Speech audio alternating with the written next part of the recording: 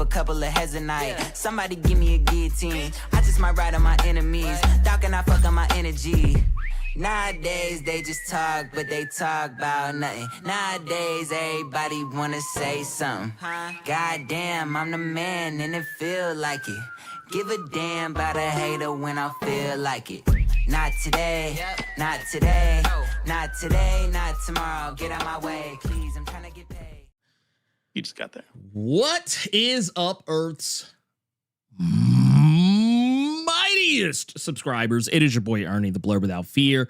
Got the homie Robo of Left Face TV. Welcome to episode 61 of the Nerds of Culture podcast, the Woke Breakfast Club, with a dash of sass on. That's it. That's it. That's the one. We got it. That's the one. That's the one. That's the take. That is the take that we're gonna use. We're not gonna use any other takes from this moment going forward. This is it. That's the one. That's it. No more. No more. No more. What you been up to? What you been up to, Ernie? I've been addicted to Marvel Rivals. And I have not seen your name pop up once in Steam. Nope. Well, you know what? I can tell you what I've been up to. Here. What's up? I literally pulled one thing off of my my drafting table, and like 20 other things fell down. Good to see it. Love to see it. So I have papers. I'm damn dangerous. Sorry. I sat down the other day and I started thumbnailing a manga. Yeah. I have in my hands currently 29 pages of manga goodness, thumbnailed. Not like fully drawn, but just like thumbnailed. This is what this is. I heard you can't call it manga because it's not from Japan, so no. You know what Japanese people call comics? Comics? Manga. Yeah, manga. There you go. Yeah. But are they soft? No. Wait, are they? Okay, so here's the thing. I think we should make this a thing. I think we should own like no hardcovers, no hardbacks. Right. Only softback trade papers, and that's actually how we will list them on websites to sell. It'll be like you can't say like someone says, "Hey, do y'all have any trade paper?" No, we don't do those. Nah, we do softbacks. Softbacks, baby.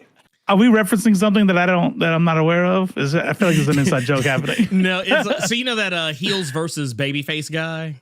Yeah. Oh shit. That's right. Because he doesn't know jack shit. Fuck all about comics. Nah, he's a true nerd. He reads comic books. Yeah. He has so many softbacks. Oh man, dude, he's just one giant softback. I mean, I think. Yeah, soft big back. Soft big back. Like, wait. Soft big back trade papers. Can we do that? Yep. That's what he reads. But no, we're going to be talking about quite a few things. Obviously, we're going to be talking about Invincible, which I have also watched. That's also the other thing I've been doing as of less than 12 hours ago. We'll also talk about Fantastic Four First Steps, the trailer, which I also watched a lot in the last 72 hours. I think. Has it been 72 hours? 48 hours. We'll say 48 hours. I don't think it's been however many hours it's been nice. Wait, that was a dope ass trailer. Was it Monday? Did it come out Monday or Tuesday? I don't remember. What's today? Thursday? I think it had to come out Tuesday then. So Tuesday. So yeah, that's how I was right. Tuesday, Wednesday, Thursday. So it's been like under 72 hours. I'm you know, that's what happens when you think about softbacks. Your time dilation happens, but no. That's right. I've also been drawing a lot. I've been drawing a great deal. Some of you have probably seen. I've been posting on. Well, not a lot. I've been posting on Threads some, because I don't think anyone really gives a shit, and that's okay. I'm actually okay with that. Y'all don't have to give a shit about your art. Yes. Oh. But probably when it starts getting real, you know what I mean? Like right now it's just art, so like that's dope. But now it's like, nah. Remember that story I was telling you about? Let's get ready. It's about to drop. It's about to drop. It got really real because my new scanner showed up today. So you're gonna do that whole self-publishing thing? Like, nah, I'm just gonna print it out myself, and I'm gonna bind it myself. I'll do it myself. Yeah. No, actually, the reason why I got it is because I'm actually gonna hand draw the whole thing, but like I'm going to ink it digitally. Okay. Less mess. That's fair. Less mess. It'll like it's more because it's and maybe even some color digitally, maybe, but like it's also because I can ink traditionally. I'm not very good at inking like and fixing a mess up traditionally. I can fix a fuck up digitally. Yeah. Because you were telling me like you're way more confident at your pencils than everything else. So why risk, the paper and stuff like that? Like if something comes out you don't like it, like, okay, let me start over. Right. Yeah. So there's that. But speaking of art and artistry and making comics, we're not here talking about that shit. We're going to talk about somebody else's real quick. We're actually, before we actually jump into the proceedings, I know I have this up here. I'm going to take this down just for right now. We're going to be bringing in a guest who I believe is actually in our waiting room right now, waiting for us to show up. Fair enough. And go ahead and pull the Dakota up. Yeah. I don't know if I don't know if he's going to do video. So we'll figure this out as we go. But Dakota, live from Japan. What's going on? Yeah. Wait, do we? Oh, there it is. Yeah, don't click join. Just you're good right there. You gonna be on video or what? I'll be on video. Okay. You got video? Okay, shit. Fuck it. We got video. Go ahead. Turn your video. Yeah. Let me get that video feed. Let me get that video feed. Hold up more. So I can't stream into this channel. I've got to join voice to do my video. It's a join voice. Yeah, you should be in. I know what's gonna happen. I know. He's gonna go into the waiting room. He's gonna go into the waiting room. Oh, got you. Hey, don't click the join voice that you see right there. Before you do that, click Nerds of Culture. Yes. That's what's up. And then join voice. There you go. Also, let me. By the way, I don't know why Discord does that. Why would it show you the join voice button for another room if you're in a different room? Why would you do that? It's stupid. It's so stupid. What I'm also going to do. Hold up. It's still not letting me click on my camera. I know why.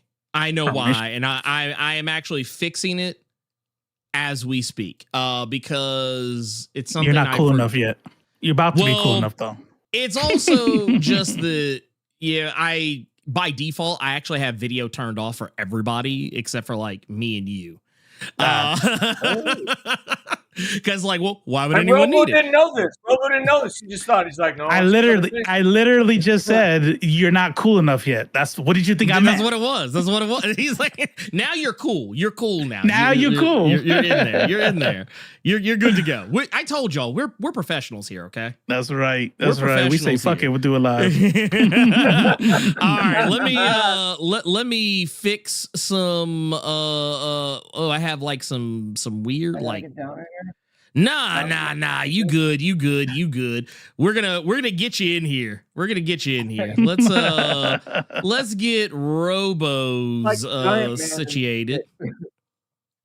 Yeah, I was gonna say, dude, it's kind of wild to me because let's also switch which one we're on here. Bam, there we go. Look at that. Look at me. I'm changing John the world. Stewart. That's a good idea. Chris coming on for the 1000s. We should have done a 1 year, but we didn't think about it. It came and went. We're lazy, y'all. Y'all have no idea. Yeah. Maybe like at 500. 500. We'll do 500. Check back with me like when we do like 200 or something like that. I can't. 250. We'll call 250. Come on. 250. We'll do the thing. I can't be bothered otherwise. There we go. Oh, okay. Here we go. I think I got it fixed. We're gonna transition in 3, 2, 1. Bam. Boom. Look at that. Look at God. Look at that. That's God made this possible today. Before we introduce old guy here, I just want to let everybody out there know that this is a special situation. If you are this lacking in melanin, don't expect to come on the show. Okay? Yeah. I'm just saying. I'm like, this is the whitest guest we will ever have on this goddamn show. He's the homie, so he gets a pass. Not play. I am white though. I mean, you are. Goddamn. Well, what's up? Is there like a what's up in Japan? Is it cloudy over there or what? No, it's snowing. Snowing? Yeah, no, I'm good. Yeah. Yeah. No, it's snowing, and I got a blanket around my toesies right now. Oh, for real? Oh, damn. It's cold.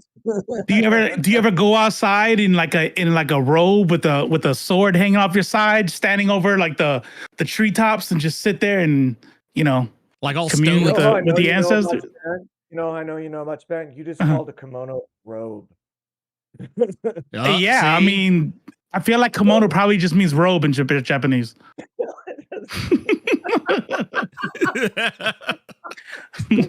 I mean, oh man, Robo, you know how to make a man wake up. Oh damn! All right.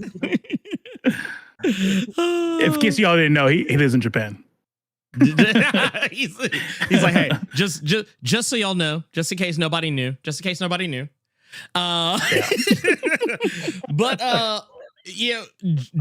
Japan aside,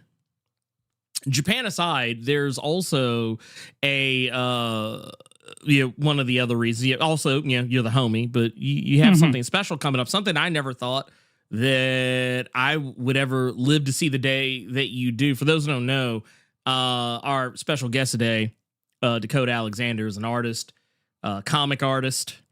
Is actually, you know what? Here, I actually want to show this because this is I'm actually quite proud of this. Oh shit! I remember this. So I got the pleasure of getting this really awesome Spider-Man, like a classic black costume, symbiote costume, like back before we even knew it was a symbiote. like the olden days. Yeah. Dakota hooked me up with this, and I'm gonna sit it over here so I don't mess it up. But I really admired your art because like it was something that was very like it had that classic vibe with just like a touch of, I guess, like I don't want to say modernization, but like cleaner. Like it looked like the classic like 60s, 70s, 80s, 90s kind of vibes, like the old the old classic comics from Marvel and DC, but just had that taste of just cleanness to it that just made it really stick out. So like I was always like, man, dude, it'd be really awesome if you made a comic. What was my general response to that shit too? By the way, I was like, I had like a laundry list of things I'd rather do than make a comic book. I was like, I'd rather like jump off the Empire State Building like head first into a fucking thumbtack before I'd like to make sequential art. You were doing this shit at the time too. You were making that shit. You were on there. You were doing it. And I was just like, man, how are you? And you're like, it sucks. You talk about how you finally got into it, because I would tell him the same thing. Like he would do this art, and when I first met him, when I first was introduced to him, I'm like, this dude's a tracing ass motherfucker right here. That shit is traced. And then I'm like, nope. Oh, that's original. How's he? You can't trace. It's original art. It doesn't exist. And I'm like, oh, damn, he's good. And then obviously I got to know. I don't, but I'm like, man, this dude is good. I always ask him, why don't you go like work? Why don't you make comics? Why don't you? He's like, nah, I just want to do my pictures and have fun. That's work. But real quick, I want to show you mine too. Look at this shit. Oh yeah. Yeah, look at that. Boricua Doctor Strange. You know what I mean? We made this And I made this. And we made that one. That was big collaboration right there. So here's the deal: is I heard if you're an AI artist, then you're an artist, right? So really, I did this because I put in the prompts to Dakota, and then Dakota popped it out, and I'm like, shit, I'm an artist, bro. I'm an artist. He's like, check this out. Look what I just did. Look what I did. Man, aren't I good? Don't they deserve validation? Man, my props are so dope. Where's my likes on social media? That's right. I mean, I thought that, as far as I'm concerned, this must be the Chat GPT like 3. Is this a 3.0 or is this like 4 or 5? It is. Yeah. It was a special. Or is this Deep Sync? Is this Deep Sync? Is this what that is? Yeah. Deep Sync 2, really. You know what I'm saying? Deep Sync 2. Yeah. See? Yeah. I can't even with you guys. I can't even. What were your prompts for? What were your prompts for that art you made that you just showed? His prompts were he asked me real nicely. Yeah, I was like, yeah, basically. Hey, AI's getting advanced. Dude, man, I really like that. And I'd love to have that. I'm like, you want it? He's like, and so you already had it made. Thing is, and this is nothing personal. But y'all are busy. So when it's like a chat, it's like I'm like, do you want it? And then I get a reply like 2 days later saying yes. And then I'm like, okay, give me your address. And then, we wait like a week or 5 business days or some shit like that. And then he gets back to me again. But it's all right. I'm notoriously, look, anyone who knows me knows, and this is what I always tell people, never take this shit personally. I do not check my fucking DMs like that. That's why I always tell folks, like, if you send me some shit, yeah, just assume I'm not looking. I do not look. I intentionally, I do not look. I don't check my email. I don't check my DMs. It just is what it is. I'm just telling on myself now. I'm telling on myself. I'm envious. I'm so locked into communicating with people. It's terrible. Like the only way I get away from is I just have to block them. Damn. Like if someone wants to start shit with me in like a DM, I'm like, I'm in it. Let's go. And then I pull myself back and I'm like, you know what? No, I'm looking at Robo right now. You want to have that separation. I'm looking at Robo right now. He's like, did we just become brothers? Did we just become brothers? I'm just saying, what's funny is that he's not lying, because you know how some people use chat to be you'll say some shit and then you could leave, right? It's not like a real life conversation. But this, what? What's going on here? Is it? Are you patting the icon there? Petting it. Oh, okay. That's my bad. I respect it. But this guy right here, he'll say something, and then I'll chat back, put my phone down, do something, because I'm gonna check the chat later. This guy will be like, "Hello, where'd you go? Hey, what's going on?" I'm like, I'm not gonna just sit here and chat, man. You're right. You locked in. He's like, damn, girl, Jesus. I mean, cool. Well, I'll just say this much. For those that are unfamiliar, when it comes down to it, social media game, all that stuff. And like I said, some of y'all that follow me now on socials, y'all know me. I'll post some shit. The phone's down. I'm gone. You might get a reply 2 days later, and I'll reply as if we just started talking. As if we were literally just starting to have the conversation. It won't, to me, it will not feel like 2 days have passed. It'll be that shit's still it's almost like I'm resuming, it's some kind of weird time dilation thing I have going on when it comes to social media. But all socials aside, let's talk about the comic you have coming up, because I actually think this is really cool. I think this is really cool. This is me. I like cool stuff. So, but you have a comic, and I think correct me if I'm wrong, Dakota.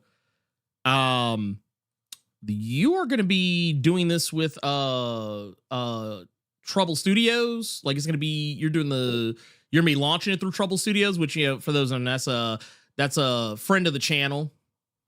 Judah Rad out here. I don't know if Judah's here today, but yeah, shout out to the homie. I mean, he should be. He's the publisher, CEO, and he can't even be here for. Damn. Wow. Yeah, I'm not gonna lie. Whack. You know, look, I'm gonna start a publishing company next month. I'll hit you up. I'll give an offer. We'll see what we can work out. We'll see what we can do. Yeah, no, I'm totally just not messaging him right now saying, "Hey, jump in on this shit." Yeah. He's like, wait a minute. He's like, whoa. I didn't know I didn't know this was happening. Wait a minute. But no, we Judah wasn't on Nerds of Culture. I think it was on Blerd Cave, like because it was a way. I don't think Nerds of Culture even existed yet by this point. Nah. But Judah Rad, who once again he's the can I say this? Can I say the HJIC over at Trouble Studios? Yeah. Yeah. I don't know why I'm you know what? He's like, I'm co-signing. I'm co-signing. Like, is Robo Jewish? Nah. No, not at all.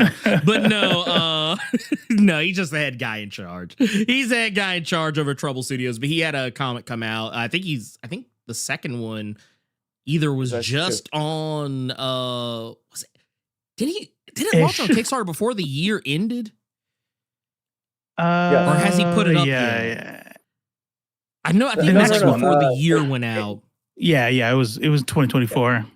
Okay. And put it up and funded. And it's up and funded. He just is finished mailing out the issues now. Okay. Yes. Nice. Closure. Nice. Yeah, man. Love to see it. Love to see it. Number 2. So great. And I have read it, and it's great stuff. Great stuff.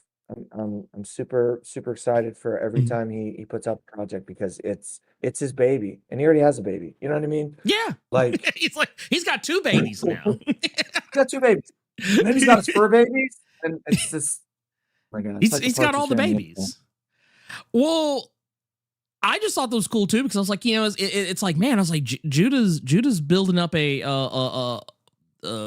whole brand now because now not only does he have Karn 13, but he's got you coming in hot for your series, which is called The Hunter. Yeah. And this is going to be kind of like it's already up my alley because it's got horror vibes to it.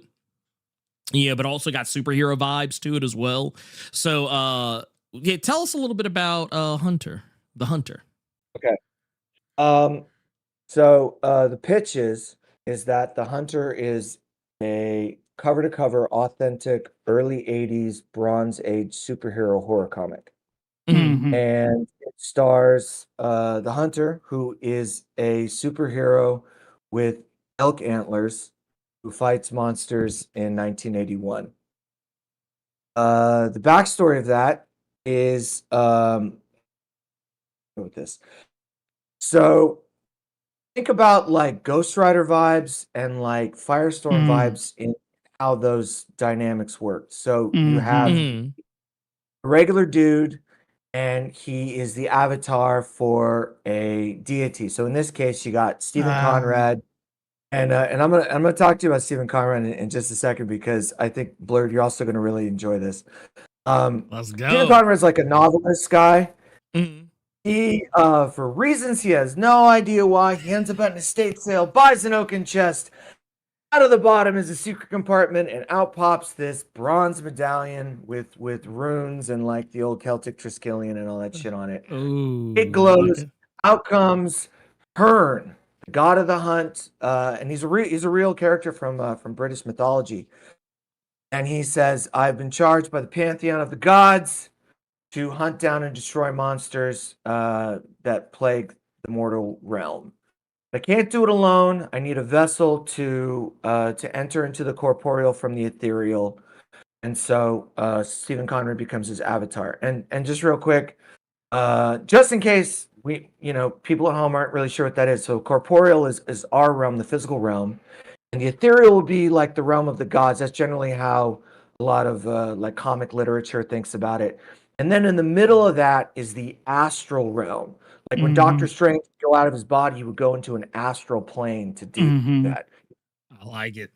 And that's actually going to be part of how the narrative works when Hearn and Stephen Conrad want to talk face to face.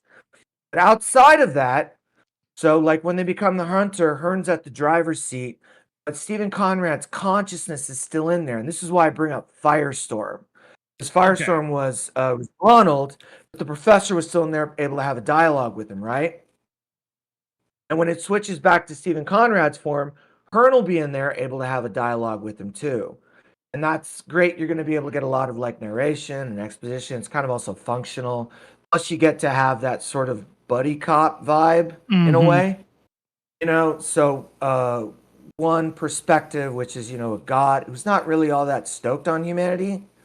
And then, of course, you have the human element and how they're going to work together and everything like that. As far as the story itself goes, it's going to be, like I said, it's cover to cover authentic. So we're going to have it's printed on newsprint. It's going to be the old school colors, like the dots and everything like that. And we're going to have the ads. And so we're going to try and many of the original ads as we can, just because that'd be easier on me. Because I am the writer, illustrator, colorist, and letterer. Oh my god! So Jesus, Judah's editing. Judah's we had a letterer, but he couldn't commit the end, and even he was just like, "You're doing fine. Just here's some notes." I'm like, I gotta show everybody a little. This is just a little taste. This is a little taste. This is beautiful. This is beautiful. Yeah. I just want to say, like, real you quick, read this, you're gonna be like, this came out in 1978. Yeah. Oh no. Look, I'm gonna tell you what happened. Just to give you a little bit of background on myself. Yeah, I used to like do chores around the house to get money to go to the comic shop every week or two. And I remember one of my favorite things in the world would be, oh man, I get to go to the comic shop and I get to pick up the latest copy of Amazing Spider-Man. And when I was looking and I don't know if I've ever told you this, Dakota, I probably never have, but I've been meaning to tell you this. One of my favorite eras of Spider-Man, was the Adam Kubert years. Back in the kind of shortly in and I think it was early, it had to be early 90s, early 90s ish. And whenever I would look at your stuff, I'd be like, man, as I'm looking at it right now, I'm like, man, this kind of reminds me I used to go to the comic book shop and cook that latest Amazing Spider-Man. God damn. Some nostalgia. I need this. Right this shit's powerful. So I'll just go ahead and say right now, you already had me. You already had me. So and I feel like the samples you gave, not just the art either, just the art, but the story itself is like that kind of that pulpy 1981, not 78. Thank you, Judah, for that sharp correction. He's like, actually, I'm 1981. Editor's note. I thought you were editor. You gotta edit. No. He's gonna edit. Actually, Okay, good. It's really great editor too, because I write shit and he's like, okay, here's where you need to put all your fucking commas, and I'm like, oh, that guy, grammar and shit. I mean, to be fair, I'm pretty sure everybody kind of needs somebody like that. Just because grammar is a lot harder than I think people want to admit. Yeah. Also, I just want to show something. I just want to show, look at this. Yeah. God, look, I would slap the fuck out of somebody. I just want to say that right now. I would slap the fuck out of somebody to be able to make something like that. Okay. I was like, no, you could just promote the Kickstarter. You don't have to hit anybody. Oh, that's all we got to do. Oh, okay. You know what? I take it back, y'all. Don't hit anybody. Skill, you might have to slap somebody. I don't know. Yeah. I mean, I know I would. That's for sure. I actually want to take something that Deck It Out just said. Commas, hyphens, and ellipses stay breaking ankles out here. Look. Here's what I tell you. Here's what I'll tell you. I would be the master editor because this is how I would edit. Do I understand what you meant? It's good. It's good. Don't worry about it. He's like, they'll figure it out. He's like, they'll figure it out. And like, man, you do long hyphens everywhere. I get it. He's like, oh, I follow you. Look, I promise you. All I'm saying is I've been there. That's what I'm saying. As an editor. Yeah. I think this is also why when you're talking about kind of the importance of having an editor. I think this is honestly probably why I think so many people get hung up on the planning phase of making the thing as opposed to making the thing. Because I'm gonna tell you right now, the first time I ever handed something off to somebody and they came back and handed me like spelling errors, grammatical errors, I'm not gonna lie, I felt a little tight. I was like, oh, you think you better than me? Oh. You think you better than me? Oh. You think you bad is what. Oh, nah, fuck it. All right, we fight. I'm not fighting. Hold on. Am I not articulate enough for you? Well, can you throw hands? I can.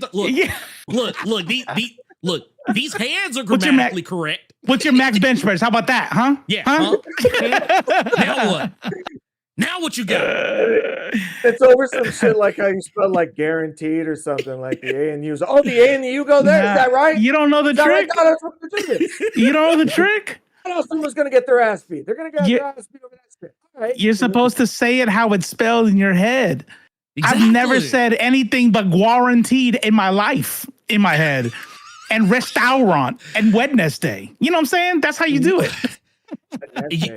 I'm not gonna lie. I don't know if anyone's ever read this book. I actually recommend it. It's a hard book to read, but I do recommend it. If you've ever seen the movie Train Spotting, oh yeah. I read that book. In Scotland. Actually, I read it.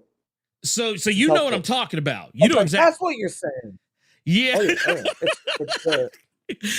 call it writing in the brogue. Yeah. It's for those that have never read it. It is literally everything is phonetic. It is exactly how it would like. It took me. Oh, so you can get the accent. Yeah. Right. Like it is. The first few chapters of that book were a fucking chore for me because I had to rewire my brain to be like, okay, I'm not a stupid, filthy American. I'm a Scotsman. It took a while, but I finally got there. You're a filthy Scotsman. Yeah, I'm about to say I'm a filthy Scotsman who may or may not have just gotten off of work and has gone to the pub, maybe. But yeah, so yeah, that's kind of how in a lot of ways I feel. Yeah, man, whatever sounds good in my head is what sounds good to me. So an editor, I don't know if I might be more of a nightmare to an editor than they would be to me. I don't know. I'm like, nah, I'm not changing that. No, I'm not changing that. That stays. And plus, I got things. I got things that I like. I just like to have too. Like Judah in the chat said. By the way, long time. Blast from the past. I feel Respawn from the underworld is here. Hello Respawn. And then I saw Paulie up earlier. But they said M hyphens. You can't use M hyphens because people accuse you of AI.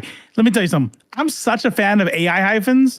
I hate it that my keyboard doesn't just have a button for it, and I memorized the stroke. It's Alt 0151, and like I have to have all. I don't do ... as much as I do M hyphens, and just I like. If I had an editor that told me not to use the M hyphens, I'd be like, well, I'll find a new editor then. How about that?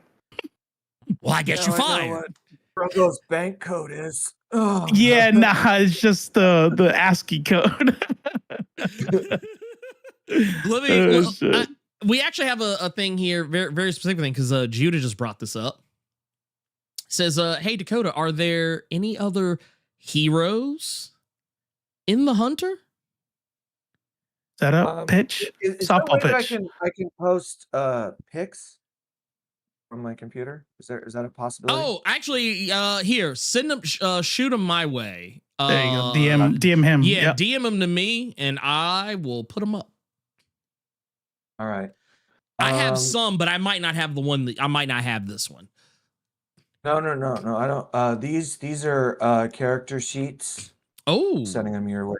my favorite. Y'all have no idea how much I nerd out for this shit.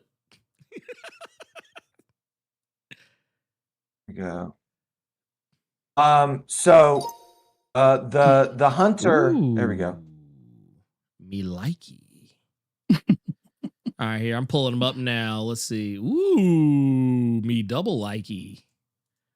Me extra likey. Here I'm pulling all these over to myself, and then we can start showing them off. God, yeah. Okay. All right. Now, all right. Look, I got to put some respect on your name now. Hold on. I don't know how many motherfuckers are as washed as I am, so I don't know what y'all may or may not remember, but I remember this shit back in the day.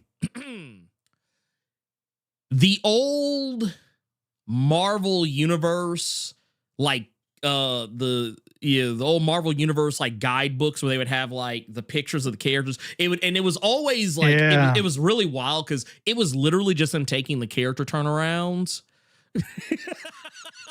Like, I thought that we were getting something special. Right, like, the loose leaf ones. Yeah. But here, I'm gonna pull this up. But yeah, like it would always be like it would always have like the front face, the back, and then the side. They would always be like, and really like one stiff. palm would be open and one palm would be down, and then they would like turn like this. And I'm like, and dudes, when they turned you around, had the tightest ass. Dude. But remember when we were talking about that Wolverine Punisher like 3 comic thing? And yeah. Blade. Yeah. And Blade just had like the most fucking like walnut cracking ass. Right. I wasn't sure where you were going with that at first, because the way it all went down was like they always had the tightest asses. Hey, Robo, remember that time me and you? I'm like, where is this going? Look, you could literally bounce a quarter off the side of their ass. Like that's how crazy it was. No, I want to pull these up. You got well, first I want to show off this one because this is the character in the original character that you had brought up, Stephen Conrad right here. Right now, but then we've also Blerd. Oh, Does yes. he look like anyone to you? Does he look like anyone to you by chance? Someone maybe from around that era from a horror movie? Ooh, wait a minute. Okay, hold on. Wait. I'm gonna help you out in like 2 seconds. Yeah, you might have to help me. You might have to help me out because then I'm gonna feel like real crazy once you say it. All good. Let me get over to you real quick, and I'll shoot you the. You're gonna send me my man. All right. You ready? Let's go. Let's see. Oh, wait a minute. Wait a minute. Let me pull. Hey, while they pull that up, just so y'all know, the sample pages are in the art section of Blerd Koa. If y'all didn't know, you can go check them out and see some of the samples. The taste, just the taste. There's the first 3, but yeah, okay. Here, I'm gonna pull these and put them like side by side. Wait a minute. Check out the patches on those fucking elbows right there, okay? Dude, Tell me that I was gonna say like this is So who is that? That is David Soul, and he was Starsky and Hutch. Was he Hutch? I think it was Hutch. I think it was Hutch. Yeah, I always got him mixed up. No fucking clue. Starsky and or Hutch, yeah. But this picture is from Salem's Lot, the old 1979 Yes. movie, Got it. So when I came up with the idea of the book, I just watched it like a couple months ago, and the whole time I'm watching it, I'm looking at this dude, and I'm like, this motherfucker is like your prime cut, like leading white male of television at this time. And I just thought this shit was so hilarious because he was so like, I am your stoic, I suppose, liberal male. My tweed and my elbow patches, and I love it. Just telling you my feelings right now, but just don't know. And it's so. I want those elbow patches to come back. By the way, I'm gonna bring them back. I'm not gonna lie, dude. I remember when I was a kid. As a kid, I used to fucking hate them, but like as an adult, I'm kind of like, man, those were kind of lit. Actually, that got smooth. Actually, you just gotta not make them out of asbestos now, and then we'll be good. We'll be good. I'm telling you, man. I'm telling you, bro. But the other thing, too, and this is what I think Judah was alluding to just a moment ago, right? Is there's some other characters that are in this too. And here, let's man, Herbert Scott, you're not lying. That's everybody from that time, though. I feel like they just was. Oh, the son was different. He said 35 looking 22. Every time I look at like old TV, and I'm like, see, this is cool. Like this is back when like you could be middle aged and still be cool. But then you look them up and they're like 27. I'm like, oh my god, like what? What's wrong with like excuse? but here we've rough living. Letting gas and cigarettes would do that. Yeah. Yeah. Right. Yeah. Oh, look at this. Okay. The champ. Did you make that like before or after you knew we were gonna come on the show?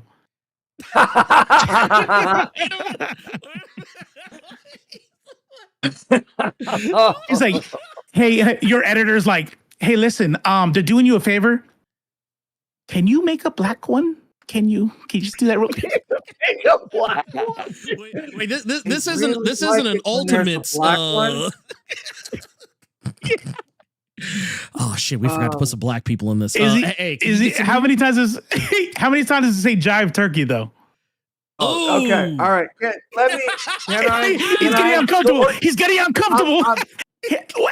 I will let you run your shit. I will totally let you run your shit as long as you want to, as long as you let me actually get back and tell you what the fuck the motherfucker is. All right. You get to it. You get to when I tell you get to. How about that? No, I get that. No, it's cool. It's really. Hold on a second. Nerds of culture. So, what color is that culture right there? Go ahead. Tell us about the character. I'm not even sure what you're doing. Are you still playing with the logo? Yeah. Man, this is some neurodivergent shit right here. He's like, butterscotch. Look, touching hair without permission, as usual. Oh shit! Okay, all right, you got me. All right, man. All right.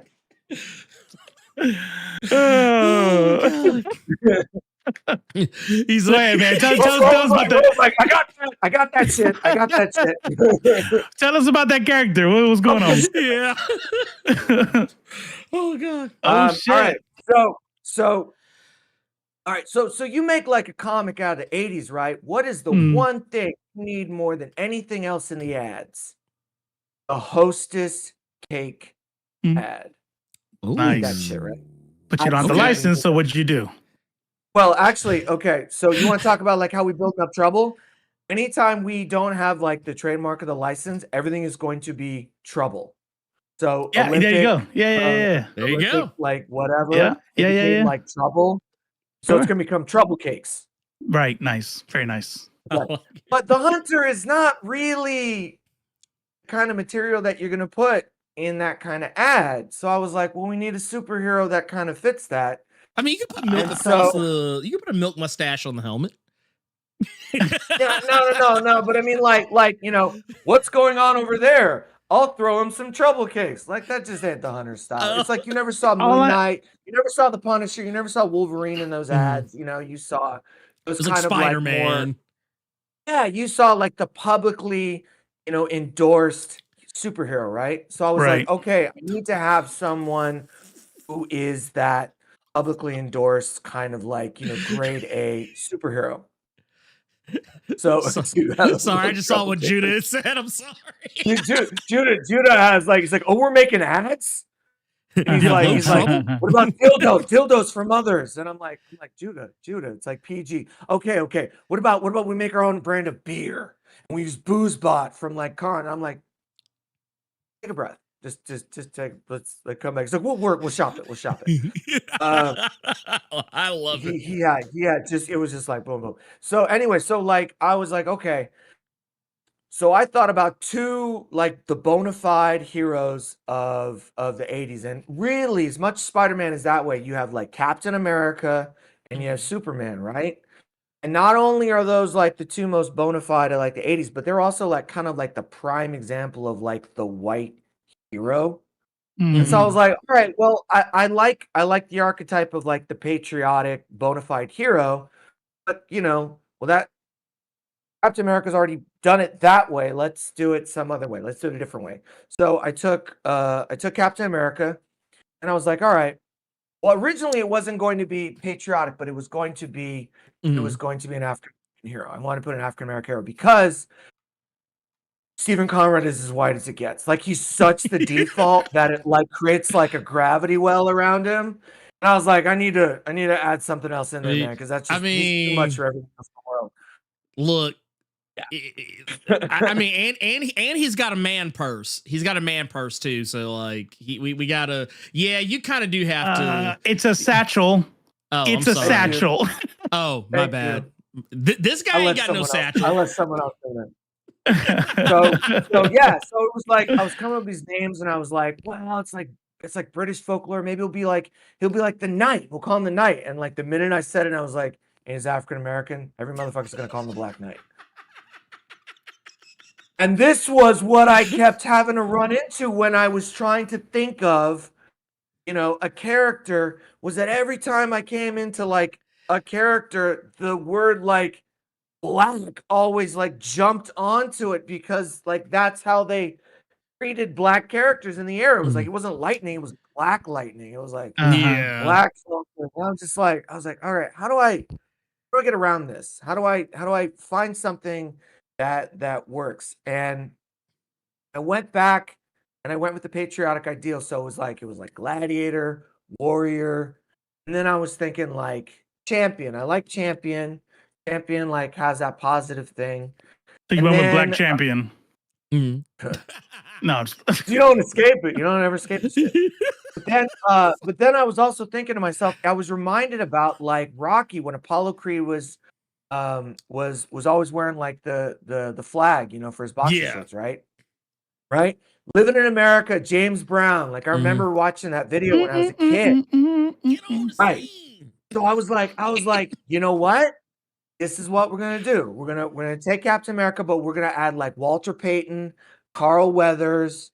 We're gonna add that shit in there, right? And he's not gonna be. He's gonna have a little bit more of an attitude. He's gonna have a little bit more swagger, a little bit of an ego. There's also a little bit of like professional athlete in there as well, right? I like that. So you have a lot of that. And so the cool thing is that. So the story arcs are 2 issues, and then you move on to the next monster, right? And when you have a new character, oftentimes you'll introduce like the tried and true heroes of the universe into about like issue 3 or issue 4, so that they get integrated into the universe more.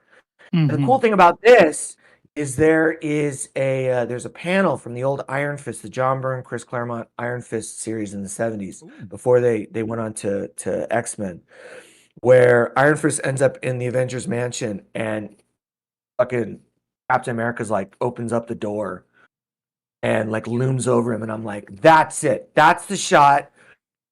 Fucking Champion's gonna like knock him on his ass and is gonna be like looming over him because he doesn't know who the fuck the Hunter is. And in the back of his mind, he's got to be like, I don't know when he is. I want to find out who the fuck this guy is all about. And can he kick my ass? Like, that's that little bit going on there. So when like Hunter some Terry Tate shit, right? out of the way, yeah. When Hunter pushes out of the way, like Champions is gonna be like, oh man, I was waiting for you to do this shit, and then just wails on him. And he's gonna fucking, I don't want no spoilers, but dude is gonna wail on him. But here's the other flip side. Mm-hmm. Stephen Conrad doesn't necessarily think the Hunter is exactly a hero because he just pretty much just goes after monsters. He's kind of got like more of a job to do, and he's not entirely sure about that. Like other people do, but he's not sure. Stephen Conrad is a big fan of the Champion. So the whole time this fight's going on, Stephen Conrad's like, I cannot fucking believe we're doing this. Why are we doing this? Like, oh my God. So Stephen Conrad, is he in control at all? Is this like a Dr. Fate situation or more of a Donald Blake situation? I would say it's like Ghost Rider, where Ghost Rider's taken over, right? Ghost Rider's like the blunt instrument, and that's very much how Hearn is. He's very much like a blunt instrument. He's like, I'm going through, and that's why he was gonna just fucking like take that cop out. Like he's like, you got my fucking way, and like Stephen Conrad's just like, whoa. By the way, Robo, like him not beating up the cop made me think of you. I was like, is Robo going to give me shit for this on the stream? And like, I'm gonna I'd like to address that at a point. We're gonna talk about that now, but I would like to address that. But there is actually a narrative reason for it, and it's not exactly just that. But anyway, let me clarify my question real quick. When what I mean by like Donald Blake or whoever else I said first, does Stephen Conrad have any free will? Like this, he puts on the antlers or he puts on the medallion and he becomes the Hunter. Is the Hunter doing his own thing now, and Stephen Conrad's just kind of seeing it happen, or does Stephen Conrad like he has free will? He's doing shit. It is Hearn is at the wheel. Okay. However, Stephen Conrad is engaged. So, for example, that clip that Blerd just showed, right?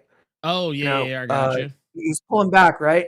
And there's one of the caption boxes is like a voice appears from inside, and it's a regular thought bubble. So Hearn speaks with that blue outline, and he also thinks with that blue outline. That's how you're going to be able to tell him. And this is like Stephen Conrad saying no, because he still is the vessel. He still is, what's making this all happen. So they've got to work together. Yeah. So it's not like some Hulk type shit. He's like he's still a player. Okay. Right. Yeah, Herbert Scott is like kind of like He-Man maybe. Mm-hmm. I can see that. Like I like the Firestorm analogy of it though, because that was always something that I dug about that character, because you had two minds as one, basically, but still acting separately of each other. I would, and you know what, I promise I'm not going to allow myself to get stun locked here, but also kind of indicative of one of my favorite Kamen Riders, Kamen Rider Double, because it was he was called the 2-in-1 superhero because it was two people that made one Kamen Rider. But yeah. But it was like one of them, they would kind of not sort of fuse, not really fuse together. The other one he would just pass out, but his mind was awake inside of the other guy. So it was like they could talk to each other while they were still like in their powered form. But like this is definitely like you like said, I like the Firestorm of it, because you have this, this kind of this horror theme, but also with like a kind of almost a classic traditional superhero take. And honestly, kind of from one of my favorite ears, like I feel like I never talk about this one enough, but like one of my favorite ears of comics, just because it was so weird, was like right around that time that you started getting comics like Tomb of Dracula. Was it Journeys? Was it? Yeah, it was like, what was it? I can't remember. It was Adventures into Fear or Journeys into Fear. I can never remember which one it was. Oh, yeah. But it like Fear was really big on the page, and it had like a title up above, whatever it was. But like those books were like, you would read like, oh my god, dude, check this out, Man Thing just showed up, or oh, Werewolf by Night just showed. Like it was always like stuff like that, or super deep cut. Encanto, the living mummy. Oh yeah. That's right. But like it kind of, and at the same time, like having that, like, in here, I just want to pull this up just real quick too. Just kind of having that look, that vibe, right here where it's got like where it's like, oh man, it's kind of got the page where like it's that old school paper style that like even though like as I'm looking at this is ones and zeros before me, but like I'm looking at it and I can feel the texture. Yeah. I can already feel like that newspaper feel. Right? Yeah. It's like I love it. I also the background, like with the kind of ink marks just kind of going up and down, like and it kind of giving that kind of Kirby vibe, like you would see like in his like New Gods or Eternals or anything like that. The kind of shit you would see when they're actually just on a time crunch, so they just throw some shit back there. They're like, man, fuck this shit, dude. But it became a part of the style. You ain't fucking lying, dude. There's so much of what we're like, that's how they did it. I'm like, that's called short form. Yeah. 100%. Yeah. That's the other reason why like I never wanted. It's like people were like, hey man, you want to like draw my comic for you? I'm like, no. I do not want to be on anyone else's deadline. I'm on my own deadline, and I'm pushing it as much as it is. Yeah. Not to mention, I hear like sometimes writers just have these like unrealistic or realistic, but just stupid requests. Like, all right, on this one, full page, I need it to be zoomed out cityscape. I'm looking for like the population. I needed like tons of cars, traffics. The skyline is filled with airplanes, but they're small, right? You're zoomed out, okay? I need it super detailed. Can you do that for me? I didn't need it by like tomorrow. Sorry. We'll be like, no. I don't know about all that, homie. Can I say no to you in like 4 different languages? Because that's what's happening. Shutting the fuck down. Well, let me ask you this.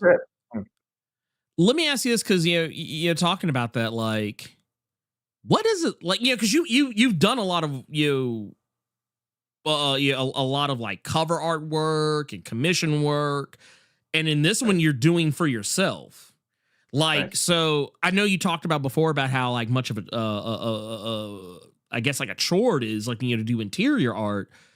But like what was the process like? Like working on this book, because it looks like it like a lot of blood, sweat, and tears has gone into this. Oh, okay.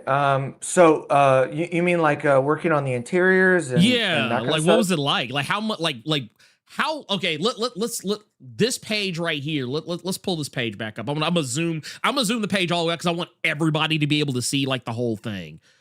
How long did a page like that take you? That was the first page I ever did. That's page number 3. And Judah called it too. He was like, I knew you were going to do that the first page. Yeah. Because it's, I mean, if you actually think about it, it's the easiest one to do. It's just one pose. It's the one thing. And that's one thing. It's one thing. What gets real tricky is,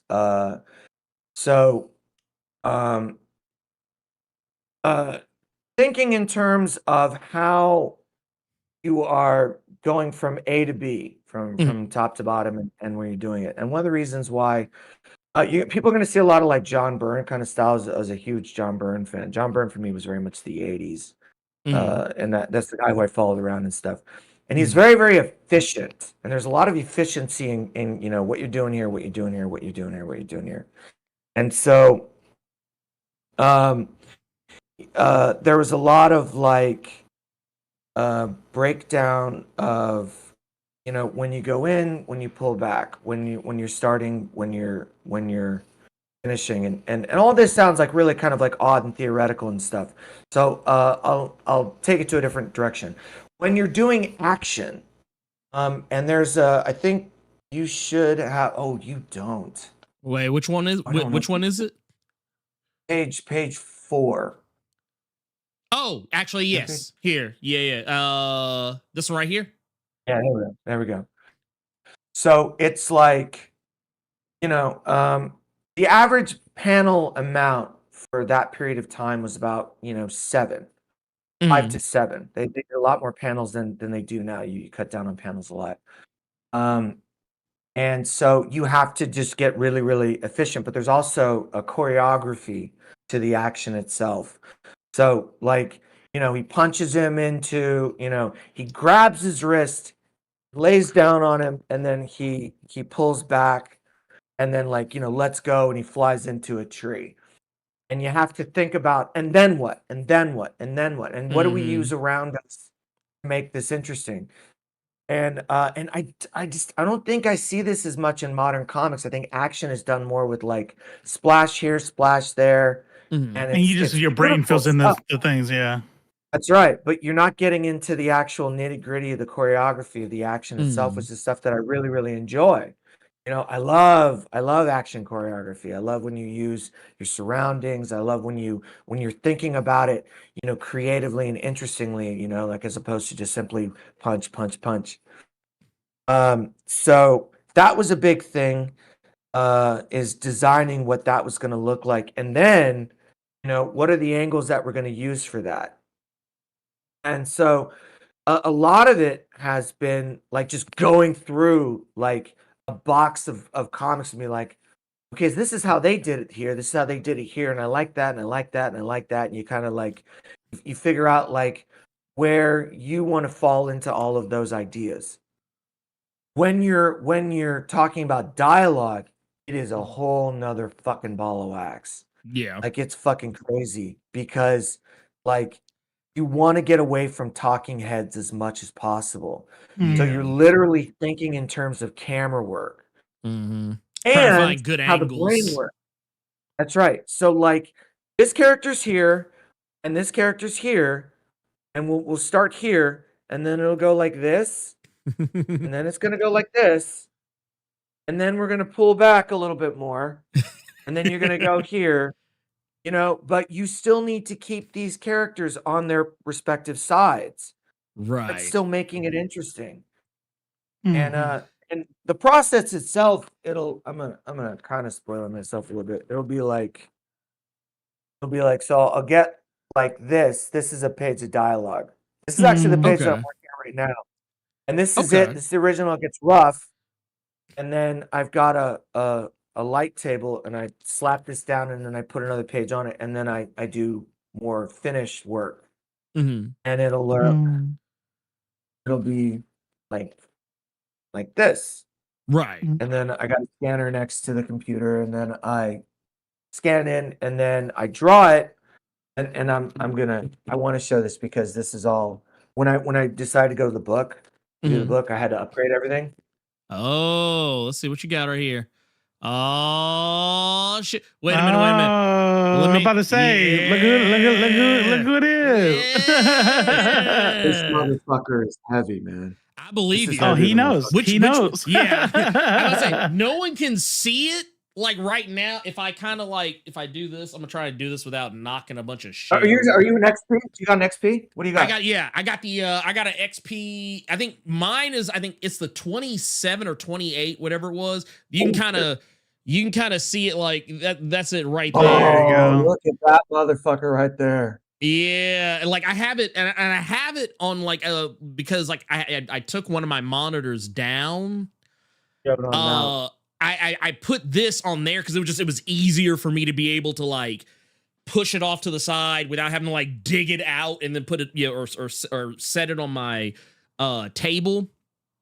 But yeah, can you make that go flat, or do you don't draw it while it's vertical? No, I do. Oh wow, okay. Yeah. Well, because what I do is I bring it down to set and rest on my desk. About the same. Yeah. And then I just I'm kind of, it's really weird. I'm heavy-handed on actual pencil and paper, but on that I'm actually very gentle, so it doesn't even really move much when I. Which might be why there's a difference in how I hear you, Screwface Capone. I'm with Screwface Capone. I'm like, oh, that's dope. I got an iPad. It's pretty nice. Well, I actually bought one of these. This is also an XP pen. But I got one of these. It's a little magic pad. It's not. I mean, I say it's not expensive. It is kind of, but like, it's basically just the toilet. Yeah, just toilet. It's like did you get the paper feel thing? Did you get the paper feel cover? The paper feel cover? No, I didn't. That's what I bought for my iPad. I got a paper feel screen protector, and it's pretty dope. That's cool. That's cool. Yeah. See, look at that. See, we're learning things. Look at that. All right. So, like, what last words you got? What do you want to talk about that cop thing? Something?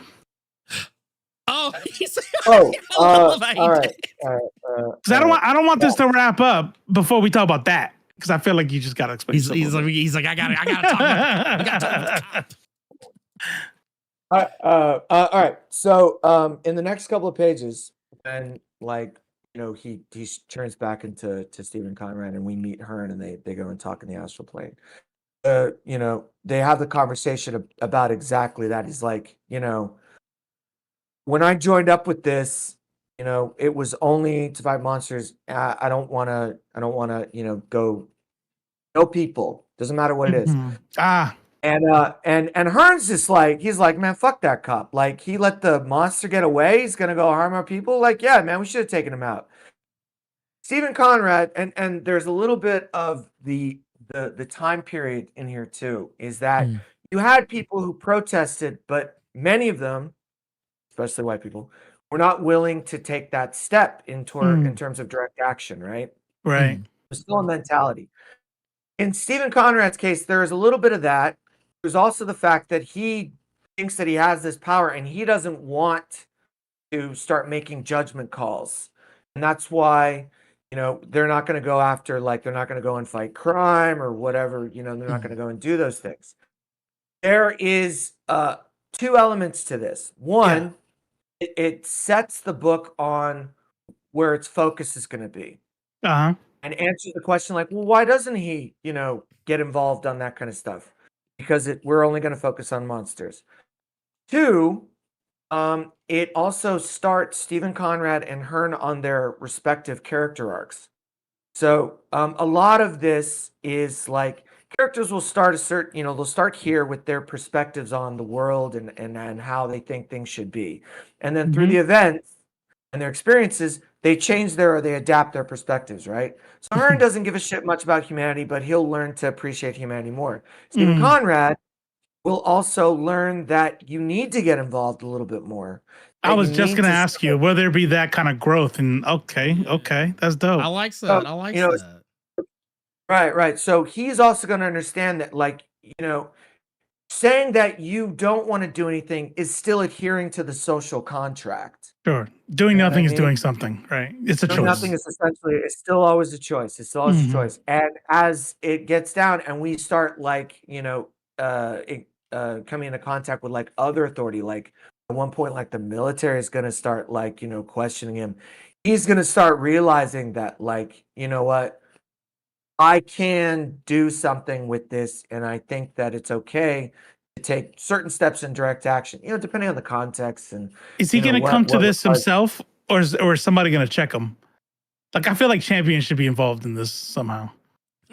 No, well, the weird thing is that, like, because Champion, in a way, especially with this time period, is Champion's also a little nationalistic as well. Okay, all patriotic and shit. Yeah, he's a little bit of that. He's not like government. He doesn't work for the government, but he's like Cap. He's like Superman, where the government kind of sort of sponsors him, like endorses him, not sponsor, but endorses. But even Champion's gonna need to go rogue because like the story's gonna like need to require that kind of stuff.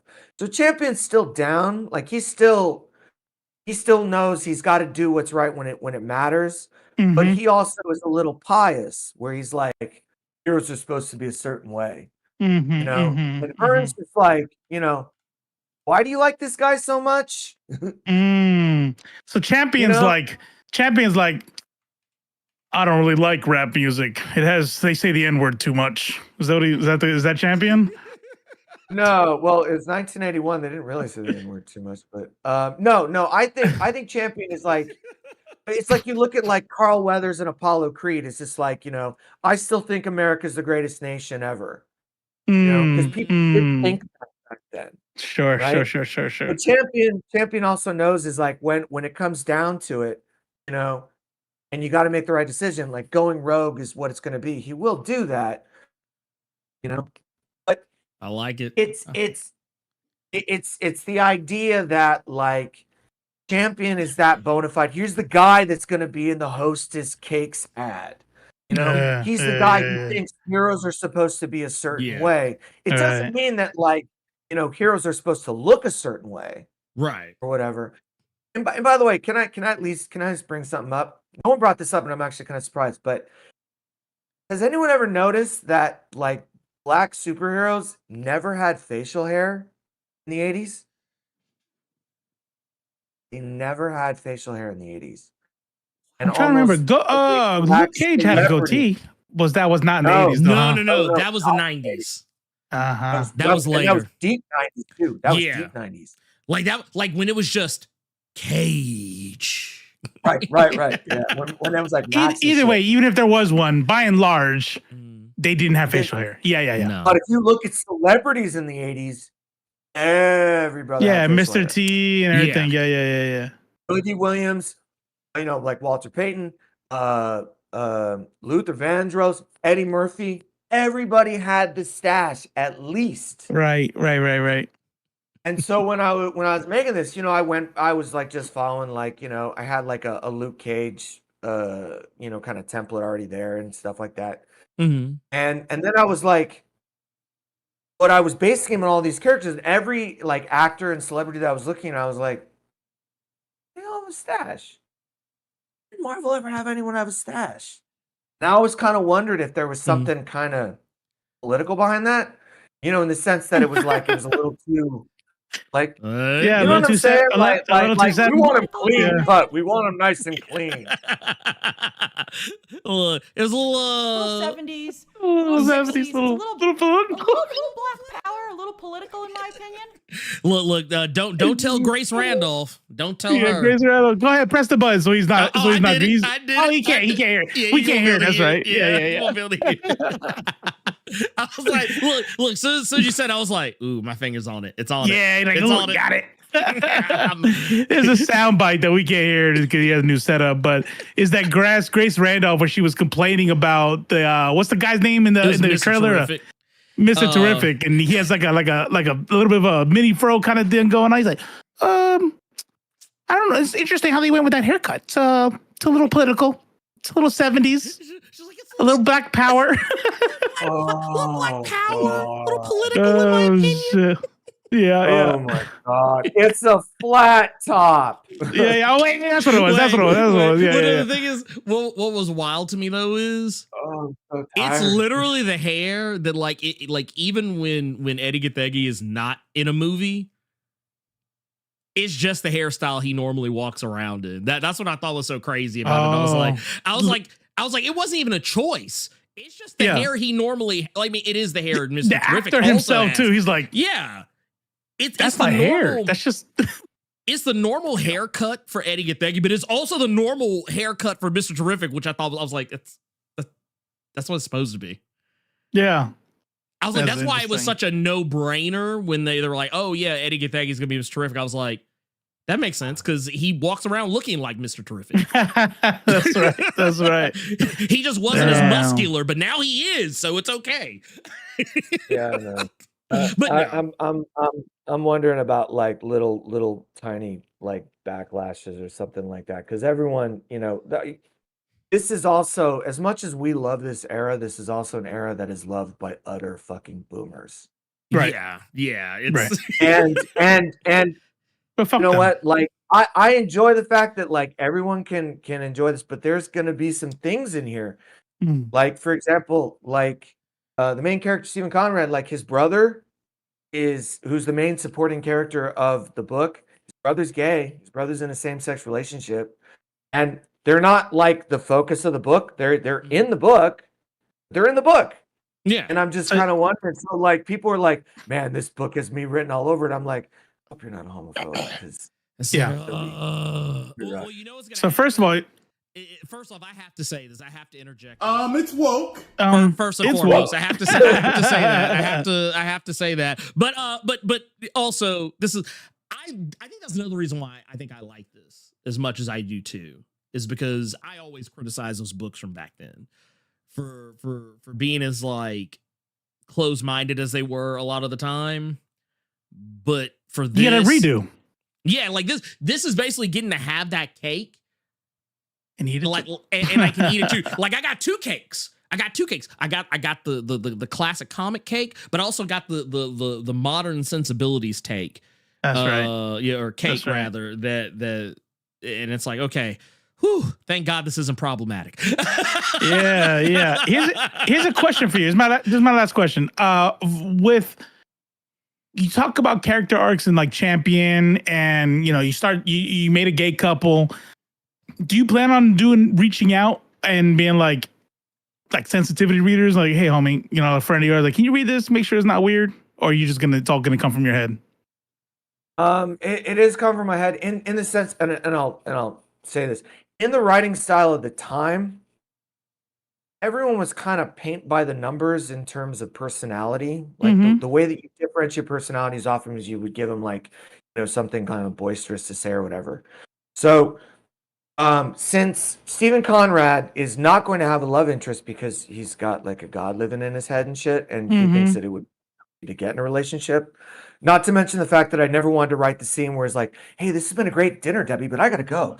Like, I didn't want to do any of that shit, but I was like, okay, you still have to have a love interest. So you would make it with a supporting character, and it's either a character that's looking for love or a couple. Like Iron Man had Happy Hogan and Pepper Potts. Like they were a couple in the comics. And you look at it and you read them, and he's like, their interaction, like, if I made this a same-sex couple, what would be the big difference? And the answer is not really much, because the way that they interact is just like two people that, enjoy each other, and they have their little fun, cute bickering. And that's what they're there to do. They're supportive character energy. They're that cute couple energy. And so the focus of these two is that they're very much Stephen Conrad's family. They're like, Carlo's always trying to, play matchmaker, with Stephen Conrad, and Carlo's got like lady friends that he wants to like match him up with and stuff like that. So, go over their house for dinner and stuff like that. And I just wanted to have a chance to show a couple, especially a same-sex couple, that's not going to get martyred. That's not going to be. We're not burying the gays. Yeah, I was like, I would like to show normalcy, normalized version of two stable people in a relationship. But I'm not forgetting the elephant in the room of the time period. So that is going to get addressed, and I have a contingency plan for that. James is actually based on someone I know personally here in Japan, who is he's gay. He's also a super fucking high level martial artist. And James was also an ex-Marine who was dishonorably discharged for, drum roll, being gay. Right? Now he's like a top chef and stuff like that. He's like an artisan kind of guy. But when the hate crime moment happens later on down the road, because it's like, I don't want it to be the focus, but I'm also not going to deny that this is a thing, So you'll have that moment, and Jamie is actually going to just beat the shit out of these fucking people. Yes. And I've been looking forward to it because I was like, I really want that. But also, I need to make the it also needs to be emotional, but it also is going to be that like.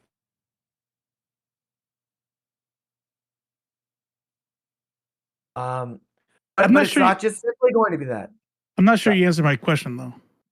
Oh, what I'm sorry. Are you going to use a sensitivity reader? That was a whole lot. Like I don't hear it coming. Like, wait a minute. Well, no, is that you saying no? But it's going to be dope. Don't worry about it. Robo's like, is there going to be Sweet Baby on this? Is there going? I'm just saying because I got somebody. You know, if they're within your no, I'm playing, but I'm just saying. You know. This guy, this motherfucker. Are you refusing to answer? Are you dodging? Are you trumping me right now? He's like, I don't know, but you actually sound like it's not so much about sensitivity reader as like I want my cut because I can bring someone in on the project. That's still not answering my question. He's like kinda. He's like kinda. This motherfucker. No, anyway, I'm working on it. Myself. I would be open to it though. So I thought that's I mean without being funny, I thought that's where you're going with the friend. Like when you get to that part and you write it out, would your friend be somebody like, hey, can you look through this, make sure like, you know, and your friend's like, no, that's dope. I love that shit. And like, boom. I'm not saying like hire a sensitivity reader. I'm just saying reach out to people in your life where you get to that part to make sure, because I think, you know, and I would be remiss, you know, this wouldn't be Nerds of Culture if I didn't do at least this, right? I think that we see this a lot, especially with when we have like non-writers of color write people, even inadvertently. We're not talking about like racist KKK Marvel writers that just, you know, do some. We're just saying people who don't necessarily have the right experience. And then when a black person reads a black character a certain way, or a Hispanic person reads, it's kind of like, all right, you can tell whoever wrote this wasn't black or whatever, right? And so as somebody, because I know you personally, and I know you're a good dude, and you're on the left, and yada yada yada. I was just wondering when it comes to exactly by Odin's Fade, it was shit. Anyways. Oh, I know what that's yeah. Oh man. Ooh, that's rough. Yeah. So shit like that. Like when you come to points like that, right? Because I have a feeling, kind of what I was getting from what you were saying is like, I have a feeling that 99.99% of your book is not going to need something like that. It's a pulpy kind of 80s kind of book. It's fun. It's monsters, right? But when you do get to that, because you even said there's going to be a hate crime moment, I'm just wondering if you're going to reach out to friends or people you know and be like, and just kind of bounce it off them, sanity check type thing. Well, especially for that moment, like, yeah, and it's also one of the reasons why, like, you know, you think to yourself is like, well, you know, the main character is white. Like, could we like, you know, provide a different, you know, perspective on that? Not a white male character, and I would not write a book where the main character is out of my wheelhouse without having collaboration. Sure. Yeah. When you're writing a supporting character, you're like like a lot of dialogue is more functional, so it's about like it's working exposition. Well, in a condensed, compressed writing situation like this, but when it comes to something that is a very, very important dramatic moment, yeah. Sure. I mean, Awesome. especially as the character themselves progress. There also is there's the two detectives that are since the Central Park incident with the police officer. That also sets into motion two detectives. One of them is African American, the other one is Dominican. Mm-hmm. She's Dominican, and Nice. you know, like I based the African American detective on Gregory Hines because I just watched Wolfen. Mm-hmm. And I fucking love Gregory Hines. Gregory Hines is so good. Like Running Scared, Wolfen, like I've always been a fan of him. So a lot of cases I'm channeling like those actors into it. Yeah. But I would do well to bring things to someone's attention before it goes to print. Yeah. All right. There you go. He answered it. I appreciate it. I appreciate it. Work's over here. He's going to give it to you. You're a sensitivity reader. Hey, look. I'll read it. Yeah, you know what I'm saying? Just, he'll give you his rates. You know what I mean? I'm his manager, so I'll give you his rates. And I'll see what my client says about it now. Hey, so check this out. You've been talking about an hour and a half now, way longer than I thought you would be on. You know what I'm saying? So you need to wrap this shit up. Where are we at? We got any last words or what? Kickstarter launches on February 28th. I don't think I've put a link up to the. It's pinned. It's pinned. Yep, it's pinned. Go ahead and click that shit. And by the way, Judah said something in the chat earlier that the more people that go in here and click remind me and follow and stuff like that, it helps out the Kickstarter algorithm, puts it on the front page and stuff. Exactly. It becomes a part of that whole like projects we like or something like that. Yeah. Yep. So help them out on the algorithm. If it's free. If for whatever reason, because I know it's always different on both YouTube and Twitch, it is pinned to the top of the chat. Also, if you, this is also, it should be in the description as well. Also, if you want to go follow Dakota on socials, I think I have your IG. I don't know if you have any other, because I don't have Twitter anymore, so I literally don't even think about Twitter. But same. But I have your Instagram on here in the description, and we got the links to the Kickstarter, all that good stuff. Go click all the stuff. Yeah, thanks for swinging by. Is what we're asking y'all to do. Yo. Dakota, thank you so much for hanging out and tripping with us. And I can't wait to I can't wait to see this thing come to life. I always jokingly say 6 seasons in a movie for everything. Can we for comics? I like to say 50 issues plus a TV show and a movie. Let's do that. That's right. And a softback. You're gonna put yourself in a softback. And 50 issues and a softback trade trade paper. 50. Oh shit! Soft back. Yeah. Not soft. Soft back. Soft. Modern days. Yeah, Heels versus Babyface. Heels versus Babyface would hate this comic. He'd say modern day us. He would say he would say you're trying to modern day us. Modern day us. I won't just read comics. I don't need to see black people and gay people. Anything else is political. He's one of them. He's one of Rippa's homies. He's one of young Rippa's homies. Right. But no, thank you so much for hanging out with us. And y'all go do the thing. Go check out the stuff. Dakota, you have a good, wonderful rest of your week. And please do not work yourself to death making this comic. Just real quick, what are you guys going to be talking about after this? We're going to be talking about Fantastic Four and Fantastic Four First Steps. And we're also going to be talking about Invincible Season 3. Okay. Because they just dropped the first 3 episodes of it. I did see that Neil Gaiman was on the original. It was he was on the original, but then I was like, oh shit, wait a minute, I forgot Invincible came out. I would way rather talk about that. And we're like tired of talking about his rapey ass. Can I make another thing? That thumbnail, I wasn't sure if it was 2 things. It was like happy thing, really, really ugly thing, or the thing looking at Gaiman going like, I'm gonna get you.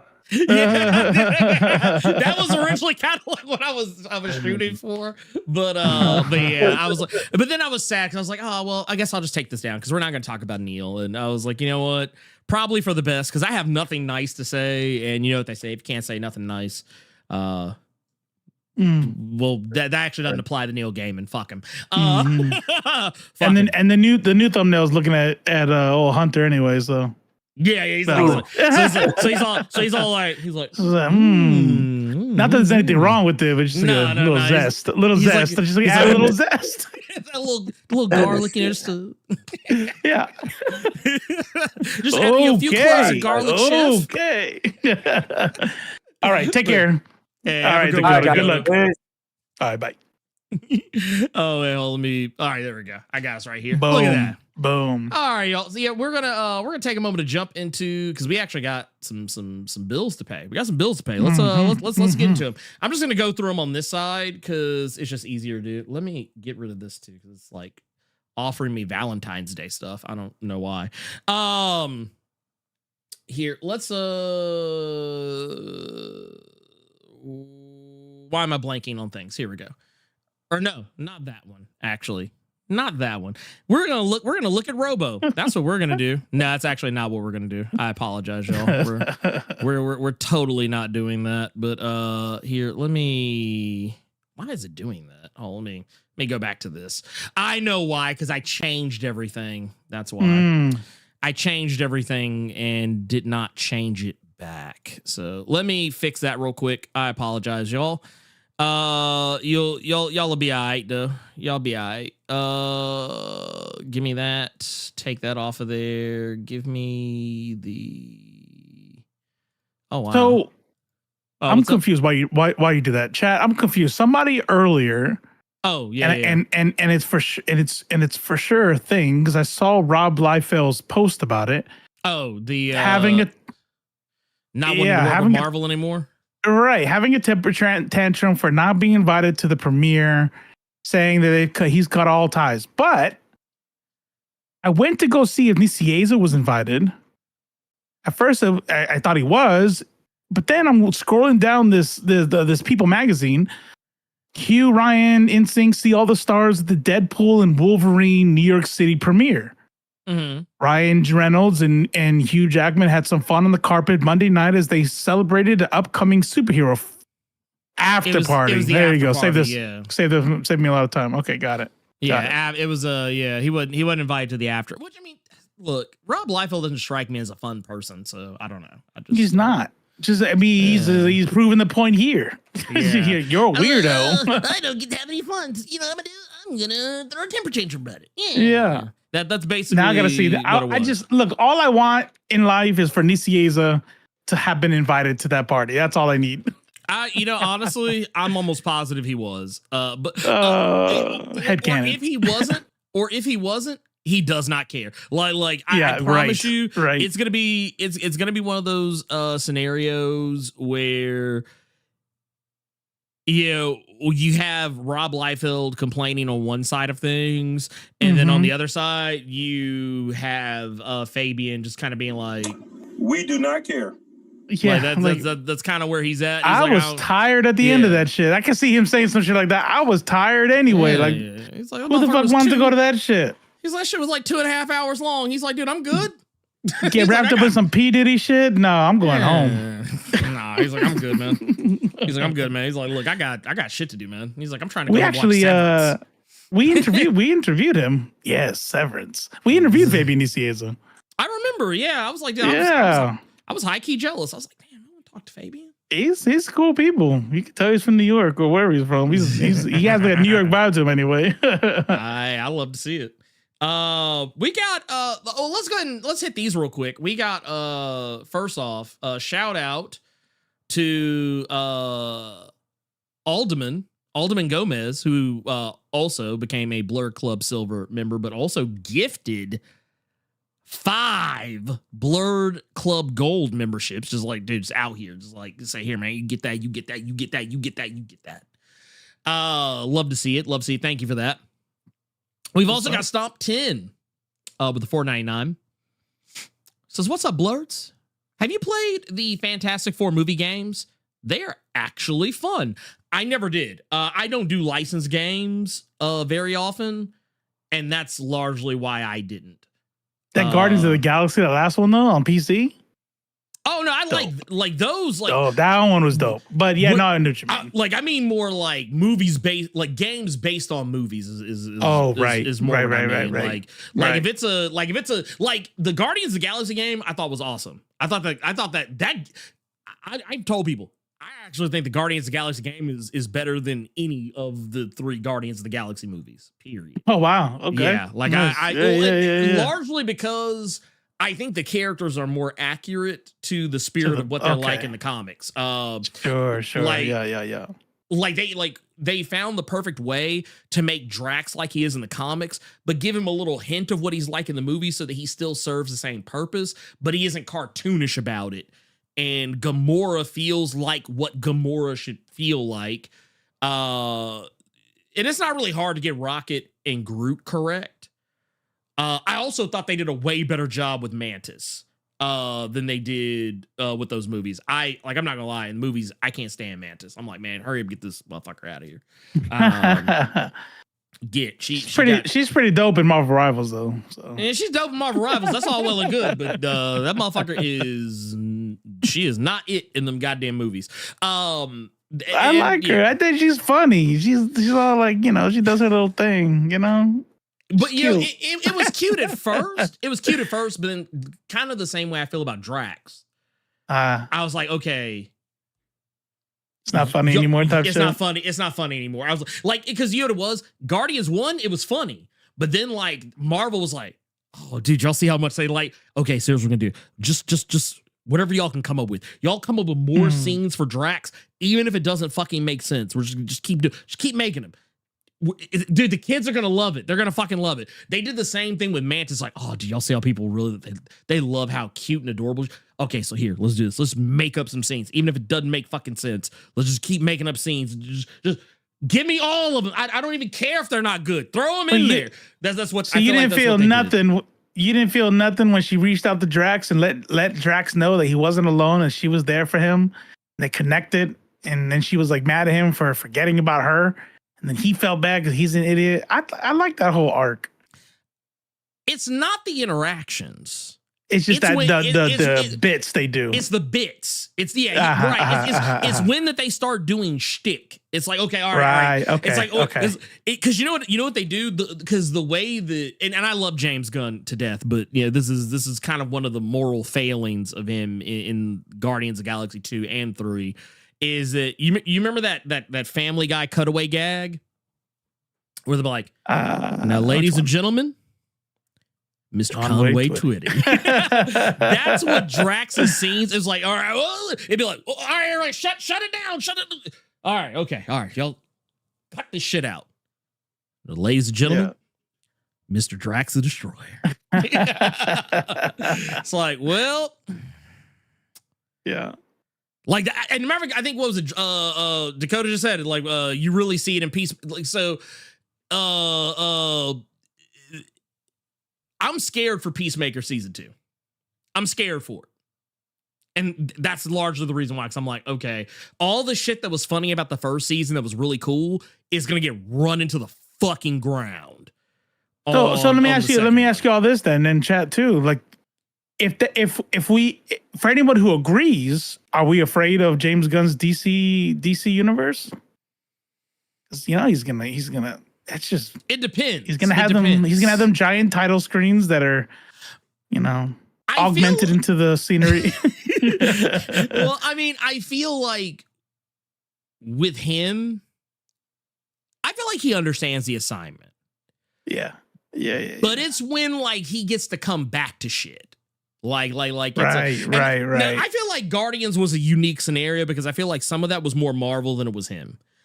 But okay, I could see a universe where the shtick comes back. Like if there's any little bit of a thing, it'll probably get it might get run to the ground. I don't know. The DCU could be a whole other ball game. I hope it is. But I'm not gonna be one of those people who's gonna sit here and try and tell you that the Superman movie is gonna be ass. I'm not gonna be that guy. You won't hear that. Look, that's cope. That's cope. If I hear it's garbage, I'm just gonna watch the trailer over and over, and I'm not gonna believe it. I'm just gonna not watch the movie. My headcanon is that it's dope. No, that's basically where I'm at. I don't. You will not be able to convince me that it's bad. I'm so hyped for after that trailer that if I go in and it's bad, I'm just gonna be like, it was good. It was good. No. Like it was fine. The hype is that strong right now for me. Well, yeah, but the thing is, the problem I have is that there's been people out there that have been saying things along the lines of because I had a criticism of people hating the movie before they've even seen it, and this other guy was like, "Well, you're doing the same thing. You're just loving it before it comes out." It says there's a different. Like I was like, I haven't said that I love the movie because I clearly have not seen it. Mm-hmm. I said I love the way y'all are fucking reacting to it like a bunch of fucking babies. Right. I was like, that's a difference. I said that's a huge difference. But I am also allowing myself to be open to the fact that the movie is happening at all. Yeah. I don't even fucking like Superman like as much as you. Yeah, like I think he's cool, but I mean, I'm not like, oh my God, I got to get a Superman tattoo so it can match my Superman shirt and my Superman undies and I got some Chuck Taylors with Superman. There's nothing wrong with a Superman shirt. Nothing wrong with a Superman shirt. Okay. No. But I'm not wearing it all at once. No, for real. Yeah. It's like I'm not gonna be that guy that shows up to the premiere of Superman with like just all the Superman iconography like all over myself. I'm not gonna be that guy. Right. Like I'll tell you what I'm gonna be. I'm gonna be the guy that matter of fact, there's a very high chance I'm the guy that shows up to the Superman premiere wearing a Wolverine shirt. And I don't even probably not even on purpose. Not even on purpose. It's just a shirt because I don't give a fuck. This is the motherfucker that was on top of the clean pile. That's what it was. But I guess let's segue into it because we were just talking about Superman. Let's talk about Fantastic Four. Now there's a movie. Man, listen, these trailers have been all of them, right? So we just got done talking about Superman. Man, that's dope. Got crypto. Marvel's like, okay, hold my beer. Hold my beer. I got you, Pitt. I got you. You think that was good? Okay. Man, ain't shit. They said, ain't shit. What? They said, like, look, let me introduce you to your new Lord and Savior. Mm-hmm. Let me introduce you to your new Lord and Savior. Herbie, out here with the tape deck eyes. Look, let me put y'all on game about something. I knew this is what this motherfucker was going to look like before the trailer even came out. And I was still like, oh. Yeah. Because that's how he looks in the comics, right? Well, yes, but like the tape deck, like the eyes being like little tape decks, not so much there really, at least not traditionally. Got it. But like, no, they had a thing where like, I think Marvel had like a picture of like some mural that was done. It might even be inside Marvel Studios for all you know. But like, Herbie was on it. So like, I already knew what he was going to look like. So like the idea of seeing him and being like, oh, it was gone months ago. Like almost, about several months ago. But then I saw this motherfucker in the trailer and I was like, renewed. Oh, protect Herbie. I saw your post. Yeah, dude, protect this motherfucker. Yeah. Look, do you know we get 2 best boys? We get 2 best boys this year. We don't deserve it. I'll tell you, these fans do not deserve it. No, this guy, and that shit looks so good too. Yeah, yo, you just talking about that. The fact that the fans don't deserve it. I just want to point something out. The Thing, who is comic book accurate as fuck. Do you know there are people out there saying that he looks like ass, that he doesn't look comic accurate? That's lying. That's a lie. That's a lie. There's nothing. No. You have lied not only to me, but to yourself. You are lying to existence. This is as comic accurate. Like, look at this shit. Look how he's got like the fucking brow that like the juts brow out everything. Yes. Dude, yes, and doesn't look like a what's that? The Halloween store? What's it called? Yeah, it comes Party out. City-ish, the fucking Spirit Halloween. Yeah, Spirit Halloween. Yeah. By the way, did you know there was a Spirit Halloween movie? No. Yes, there is a Spirit Halloween movie. It's terrible. Wow. It's fucking terrible. As you would, is it in the good place? Expect. Yes, yeah, it is. It's fucking. It is so fucking dumb. It is so fucking dumb. Yeah, and it's what you would expect. It's a spirit. Oh, what if Spirit Halloween came to life in the middle of the night? Of course. And kids were stuck inside. It's like, okay, of course, all right. Yeah, okay, all right. I need to. You know, you should have drugged these people on threads. I need to know who the hell was saying this is the most accurate thing anybody could ever have asked for. Bruh. He's yoked. He's tall as fuck. He's got the brow. He's got the fingers. Yes. Like everything about this dude is they pulled this bitch out of the comics and put him on the screen. Do you know the other thing people were saying about him? They were saying that his voice wasn't right. They're saying, "Oh, he shouldn't sound like that. He should have a much more gravelly voice because his throat is all rocks." And then people were started pointing out, like, okay, so did y'all have the same energy for Korg in Thor Ragnarok and Thor Love and Thunder? Because Korg sounded regular man as fuck, and y'all didn't say shit. Yeah. Y'all didn't say shit. Now y'all are what, like a whole ass Norwegian accent. No one questioned that shit. They're like, I guess. Yeah. They just want to hate. They're mad. Look, it's the same shit that we were talking about on Threads, and Polly knows too. It's like there are people who are gonna hate on the casting of people course. of Reed Richards. Yes, and I feel it's the new Brie Larson. It's the new Brie Larson. Yeah, it is. And sometimes it's bigotry. Sometimes it's just like weirdo Zack Snyder cult. And it's like, you tell me something like, why is he Hispanic or the thing looks like ass? I'm like, bro, you're not serious people. No, you're not serious people. What was it? Maneater the other day. She was talking about this on Threads, and she was talking about how and I thought it was funny. I actually thought it was funny at the time that she posted it, because I was literally at the time that I scrolled past it, I was literally just saying, wait until people realize that Pedro Pascal is not white. Oh, I mean, he's white, but like not like he's not Caucasian. Yeah, like American. Well, not American born like the way people want to believe. Because I was like, dude, this motherfucker was Maxwell Lord in Wonder Woman 84. Nobody said shit. This he was Joel in Last of Us. They while motherfuckers were literally criticizing every aspect of that fucking show, nobody said shit. Like, nobody even asked the question. Because remember that young lady who we were talking about before, who was going to be in the How to Train Your Dragon movie. Like, it's she's a quarter black. That's too much black. Nobody even thought to question why she was cast to play his daughter on The Last of Us. It's like because he is ethnically ambiguous and she is also by proxy ethnically ambiguous. Like, no one even thought to ask or question why. They're like, oh nope, Joel, perfect casting. Everything else, I want to complain. I was like, dude, y'all realize this motherfucker ain't like he ain't white like y'all are white. Yeah, he's not like white. No, he like Pedro Pascal is spicy white. You're right. Like he's that Chipotle mayo. Is what he is. That's what he is. He's Chipotle mayo. Because I looked it up. Because I wanted to make sure that I wasn't out. Like, I actually looked into Pedro's history. I was like, oh shit. I was like, this dude actually comes from people who were kind of about that business.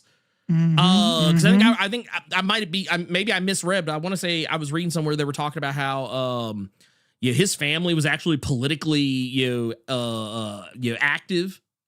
Yeah, back where he was from, how they got ousted for being for running like a left wing, against the dictator, liberal, anti-dictatorship type deal, and that was actually how he wound up coming to America, so to speak. I mean, technically, he went somewhere else first and then came here. But the point is, I was like, oh shit. And I was like, oh dude, this dude's a fucking ally. He's got his sister is trans. And he's very vocal about the fact that, about trans visibility. I was like, man, this guy, he's out here. I was like, look at this guy. I was like, look at this dude. But no, I was like, oh shit. But like, yeah, people are going to be, now people are mad. Chile, not Peruvian. He's Chilean. That's Chilean, right. Yes. Yeah. But it's hilarious to me because it's not even really the fact that he is not quotey fingers white. It's because that motherfucker has a mustache. They're mad that Reed Richards has a mustache, or that motherfucker has literally walked around with the fucking they have literally been making Reed Richards in the comics look like fucking John Krasinski for like the past like 15, 20 years. Right. And now they're like, whoa, he doesn't have the right amount of facial hair. Dude, get the fuck out of here with that shit. Get the fuck out of here with that bullshit. I just don't understand like the motivation of it. Like if it's not racism, right? If it's not bigotry, like what else could it be? Like it can't be that upsetting that a movie set in a different dimension. I'm talking like even from a nerd perspective, right? From a super nerd perspective, hold on. This is a different reality. You know, he has facial hair. Okay, maybe it's not a mustache, but I counter that with who gives a fuck? Like, who gives a fuck? I want to borrow a phrase. I want to borrow a phrase from a friend of the channel, Uppity Negress. I don't know if she actually knows who the fuck we are, but I'm going to say friend of the channel because she's pretty awesome. And she does reply sometimes. But I just want to say that every time I say shit, it reeks of pussylessness. Is what it is. It reeks of pussylessness. Maidenless behavior. Yeah, right? You ain't got no maidens. That shit is wild. Yeah. You ain't got no maidens and you done told on yourself. Now everybody knows you have no maidens. You have no maidens. That's just Fuck wild. out of here. That's just wild. Who was it I was watching? Kiara Please today. She had a post where she was doing like an apology video. She posted it, just said, "I'm sorry." And I was like, what the fuck did she do? And then like I clicked I unmuted the video and she was like, "I'm just really sorry that y'all ain't got no bitches." Yes. Get him. That's funny. I was like, get him. But yeah, that is, yeah. This is wild. What do you think about the Reed Richards Pedro Pascal casting though? In all seriousness. In all seriousness, I'm not gonna lie. Look, I could tell by your tone. Same, by the way. Go ahead. Oh yeah. I can tell by the breath in the. I'm like, nah, for real, yeah. I get it. Look, let me keep it a buck with you. Can I keep it a buck with y'all? Is this a safe space? Is this a safe space? Okay. I'm not gonna lie. Oh wait, he says is my audio going in and out? Yeah. It's been doing that the whole thing. Don't worry about it. Oh, okay. I know it. I know why. I know why. Here, let's do this. Or no, that is not why. Hold on. It just looks like it just sounds like a compressor's going off. I know what it is. Yeah, let me move. Well, here, let's move that out of the way. Y'all don't need to see that part of it. I know exactly what it is. First off, turn that off and turn that off, and that probably will fix everything. I didn't want to bring it up because I knew I don't know, he's not gonna mess with the settings right now and shit. But yeah, turning it off works. It's stupid easy. It's stupid easy. That's why I was telling you, like, I like that. Look, that's it. Like, I literally, if I want to change some shit, I just take this motherfucker and drag it there and be done with it. But that's what's up. I'm gonna have to check that out. It's good. It's good. I don't know. Let me know if it's still doing. If it's still free, doing right? it, then. Yeah, it's free. Yeah. Free. Freer than we are. Yeah, damn. Bars. Yeah, see, y'all weren't ready for that. But no, I'll just put it like this. Mm-hmm. Yeah. This is stunt cast, and I'll also say this too. Pedro Pascal is one of those guys that I just said a lot of really nice things about him. I'm sick of seeing that motherfucker. I put Pedro Pascal in the same boat that I put people like Jenna Ortega. I'm sick of seeing your ass. Like for real though? Yeah, no, for real. Like, it's like, dude, every time I look up, oh my God, okay, so he's in this. Okay, like, don't get me wrong, I'm happy for him. Like, it's not man, fuck that dude. It's nothing like that. It's more of a, hey, dude, you hear about this? Dude, you hear new Jurassic? This is not true. I'm just saying this to be funny. Yeah. Hey, dude, did you hear who's gonna be in the new Jurassic Park movie? Dude, Pedro Pascal's gonna be in it. I'd be like, God damn, dude, I mean that's cool, but goddamn, like he's that motherfucker everywhere. Like I can't escape him. I can't escape him. I feel like every era has like one. You know what I mean? Like every few years they'll trade off. Like like that time in the late '80s, early '90s, Tom Cruise was in everything. Bruce Willis at one point was in everything. Yes, right. Joseph Gordon-Levitt. They did the same thing with Joseph Gordon-Levitt. Like there's always an actor who just winds up being in a lot of shit, and it's not like I said, it is no hatred. Leonardo. Oh my god! And then also Samuel L. Jackson, same thing. Samuel Jackson would be in movies he ain't got no goddamn business being in.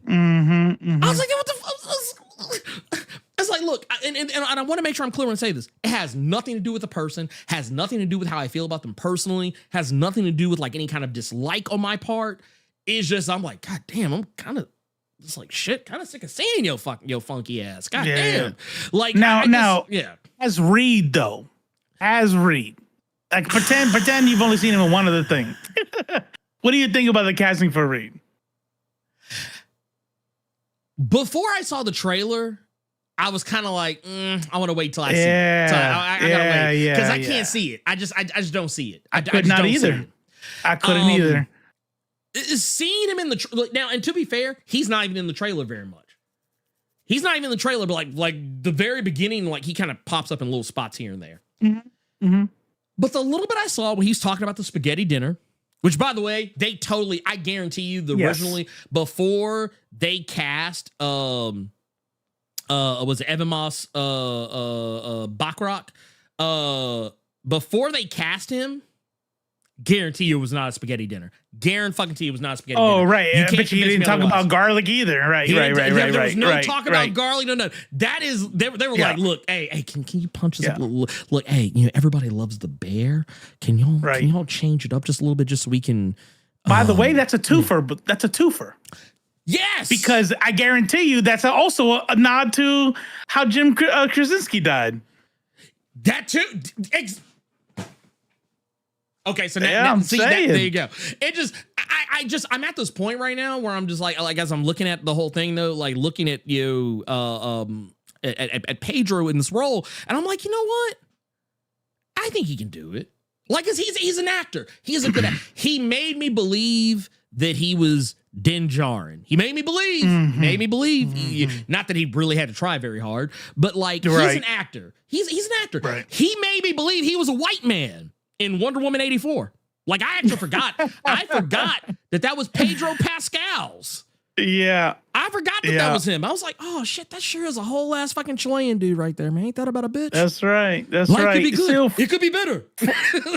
So here's the thing that I think a lot of us do, right? Because I'm with you. Yeah. I heard this. I saw the casting, and I was like, and by the way, let me add, I love Pedro Pascal. Not as much as my wife loves Pedro Pascal, but I like him a lot. And like, dude, look at this shit. I smooth forgot that this was him. I forgot. I had no clue. Holy shit. Yeah, that's him. That's wild. He is him. Life could be good. So by the way, if people don't understand what we mean, whenever I try to tell people there are white Latinos, I present right to you. Exhibit A. Look, this is the Perry Mason moment right here. Be like, you know what I'm saying? Wait a minute. Wait. So you don't believe that? You don't believe white Latinos are real? Huh? That's interesting. I would like to enter into evidence. Yeah. Exhibit A. Boom. Audience gasps. Yeah. Man, that's it. That's the one. You don't know how frustrating it is when people talk about like, oh, the Latino vote, Trump. I'm like, bitch, we got white people too. We know who's voting for Trump. It's white people. Stop. Look, I ain't got time to be breaking down different types of white folks. You know what I'm saying? But here, so I'm going to tell you this though. Yeah. I think that the thing that we do is we take these typecasts, right? Right. And I think, well, I can only speak for myself.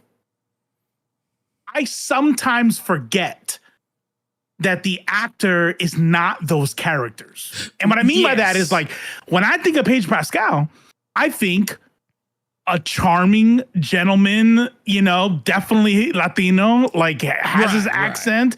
He spoke Spanish in Narcos. He's he just has a vibe to him that is not Reed Richards, which is a cold, emotionally unintelligent, scientific nerd who's going to be a dick to Reed Richards inadvertently and inadvertently both. It's like I can't see Pedro Pascal doing that. No. But there's two things based off of what I just said that I have to then use my own argument against me. This is a different universe. Correct. This is not our comic books. So I was talking to Paulie today. We were playing Marvel Rivals. I'm like, we might not even recognize him. He might not be the emotionally unintelligent dickhead kind of Reed, I'm going to make a prediction. Go. I'm going to make a prediction. I'm going to say something so controversial and yet at the same time, brave. So brave. I think what we are witnessing in real time, I think we're going to see the Kano effect. Explain that. I don't know what that is. So for those who do not know what the Kano effect is, don't be surprised. It's something, I think I'm the only person who says it. But I refer to the Kano effect as some of you may or may not remember the Mortal Kombat live action movie. Uh-huh. In the Mortal Kombat live action the first movie, one? The very first one, yeah. The dope ass soundtrack that I killed over and over. Anyways. Yeah. Oh no, I fucked up. Mortal Kombat. No, I fucked up a whole CD. Please believe that. Yup. I most certainly fucked up many a CD. I actually had to buy that shit multiple times. But what I mean when I say that is in the original video game, Kano is half white, half Japanese. He is not Australian. Matter of fact, doesn't speak in any Australian fashion for the little bit that the closest you can get to hearing him talk, which he doesn't really.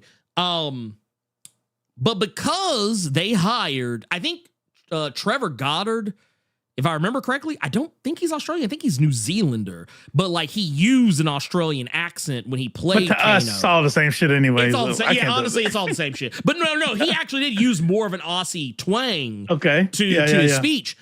Ever since this movie, Kano has been Australian. Okay. Kano has been Australian ever since this movie. Yep. I mean, you can even say that about Samuel Jackson and Nick Fury. Like, yes, I know ultimately he was black, but he's like, Samuel Jackson did such a good job. He's like, okay, time out.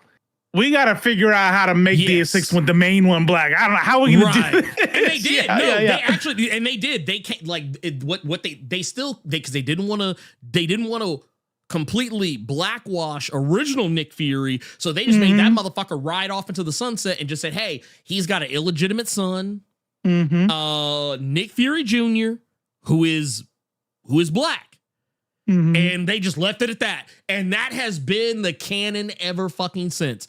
And I think it's going to be the same thing. I think it's going to be the same thing with this, with Reed. I think what's going to happen is, and here, let me just zoom in a little bit on this. I think what's going to happen is we're going to get to this movie and you know what? I'll take it a step further. I said the Kano effect. I will also double down and call it the RDJ effect. Because the same thing happened with Iron Man. 100 billion %. Yes. Now that one, yes. Yeah. Iron Man had no... Look, okay, first off, I challenge anyone. Tell me Iron Man's personality before 2008. Devil in the bottle is all I know. He flew a robot thing and he was a drunk once. I mean... Yeah. Like he had no real actual personality. Right. So right. I always challenge people that shit. People are like, oh man, dude, Iron Man 2008 is so fucking comic accurate. It's the most comic book accurate movie ever. No, it's not. Stop lying to yourself. That's cap. That doesn't make it a bad movie. It's still a great fucking movie. But the reason why it works so good is because they gave Tony Stark a personality. One that he did not have in the comics. And and this, I think, is what's going to happen. Are they going to take some aspects of Reed Richards that are recognizable and have Pedro super genius? Yeah, of course. Making some ethically ambiguous decisions. Right. I think what's going to happen is Pedro is going to reinvent the way we see Reed Richards. Because think about it. I think you're right. You literally just hit the nail. Morally ambiguous decisions. Like, Reed is a fucking piece of shit. I'm sorry. 100%. You cannot convince me otherwise. I've been saying this for a long time. Reed is the fucking worst. I do not understand why people put the fucking cape on for Reed Richards so fucking much. He is a terrible character. He's a terrible dad. Fucking terrible husband. Terrible fucking friend. Dude's fucking, he's the worst. But I think when we go see this movie, when Fantastic Four, people are gonna walk out liking him. Dude, you know what he's gonna do? Fuck it, I'm tripling down now. It's gonna be the fucking Sir Patrick Stewart effect of Professor X. Yeah. Because there are so many people like, oh man, Professor X, he's so awesome. He's so nice and down there. I wish I had a grandpa like Professor X. No, the fuck you don't. No, you don't. He'll put your ass on the front lines and say, "Go die for mutants." Right? He's like, hey, he's like, so, look, this is what would happen if you got powers, huh? He's like, you got powers? How old are you? 14? 14? Easy. Yeah, no. Man. Let's go. Let's bring you on in. Come on, here. Actually, I don't even know why I'm talking about this. I met your parents when you were 8, so you were gonna come here no matter what anyway. Yeah, like you were. Wait, wait. Old enough to shoot lasers out of your eyes? Old enough to fight war? Yeah, that's him. He's like, wait a minute. He's like, you're not dating anybody, are you? Yeah, you know. Just like MLK, right? Just like man, if only these blasted legs worked. Is that the only reason why? Is that the only reason why you're not going to date that clearly underage girl? Well, yeah. Retcon, new writer. He's like, well, no, that was the time. It was perfectly legal back then. Yeah, that's right. So here's what I'll tell you this much. Kind of expanding a little bit, zooming out a little bit. I think you're 100% right. I do not. And here's the deal. Yes, Pedro Pascal's an actor, and I'm sure he would do a good job. I think you're right because of who they casted.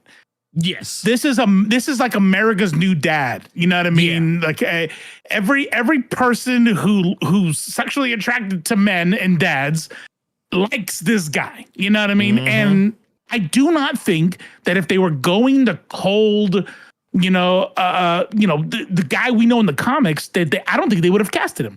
No. So you're right. But guess what else? I think we're not going to even get close to what Sue and Namor had. I don't think we're going to get that at all. No, I don't think so. I think it's going to make Sue look bad. I think it's a shitty trope for Hispanic men in the first place. You know what I mean? Always trying to go fuck somebody's love. Yeah. ooh, sexy white mamacita. Yeah. You have a place next to me. I will say this much. If they do, okay, I don't think it's going to happen. But if they do, she's going to shut it down easy because they're not going to want the audience to not like her. Right. And I will be fucking annoyed because one trope I really am tired of fucking seeing about Latin dudes is this fucking ladies man will fuck your wife in a heartbeat, steal your wife type shit. Like, I'm like, can we just stop? The Latin men could be faithful. You know what I'm saying? You can have one person. they slick, not to say that they went this route in Wakanda Forever, but they kind of slick insinuated that was kind of what was, trying to pop off in Wakanda Forever when when Namor was hanging out with Shuri. Like, he was barking up that tree. So here's the thing. I'm okay. You're right. It is still a trope. Yeah. But I'm not so I wouldn't be bothered if he like hits on people or is popular with the ladies.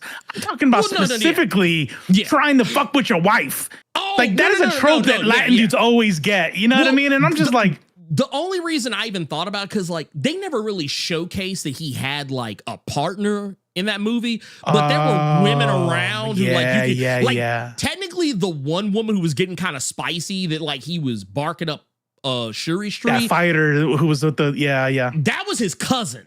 Or I think I can't remember if that was no, I take that back. The lies I told. That was Namora. That was Namora. So that's technically like his sister.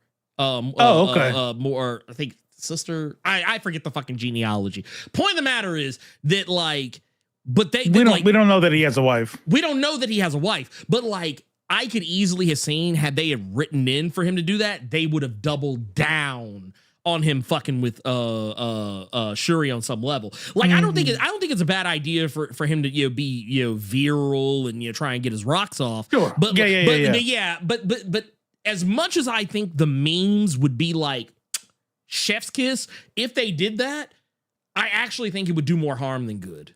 100%. It would do more harm than good. Yeah, we do, but I mean, shit. Like some of us don't cheat. It's weird. Yeah, and some of us don't fuck other people's wives. It's like you wouldn't believe it by listening to Hollywood, but Also, I do want to point out, for as much as he was trying to get Shuri's cheeks, he was beating the fool out of her ass in that last fight. Hey, equal left, equal rights. He's a feminist. Yeah, he's a feminist. No, he really is. He's a Lothario and a feminist. Okay, wow, man, that's crazy. That's actually, he's the worst kind of feminist. He's the type of feminist that's like, yeah, but see, I'm a feminist. Like he doesn't let and that women makes it call okay? him a feminist. He's like, no, he is a self-proclaimed That's it. But let me ask you this, because you brought up something very interesting. You were talking about people not liking Sue if they go that route. But here's the thing I find kind of funny, because I actually saw people saying some of the most egregiously out-of-pocket shit today on Threads. And it was actually directly related to Vanessa Kirby as Sue Storm. People called this, by the way, I don't know if this is where a special effects whack. Like, what? I was like, this is refracted light. This is dope. This is what refracted light looks like.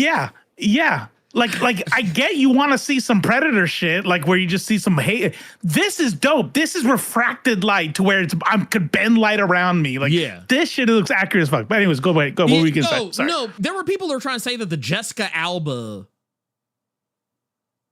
Invisible Woman was better. Why? No, I had the same question. I was like, are you high? Yeah. See, this is what I don't like. This is what I don't like. We are going through what the Star Wars prequels recently went through. There are people, and actually the Amazing Spider-Man movies have also just recently gone through.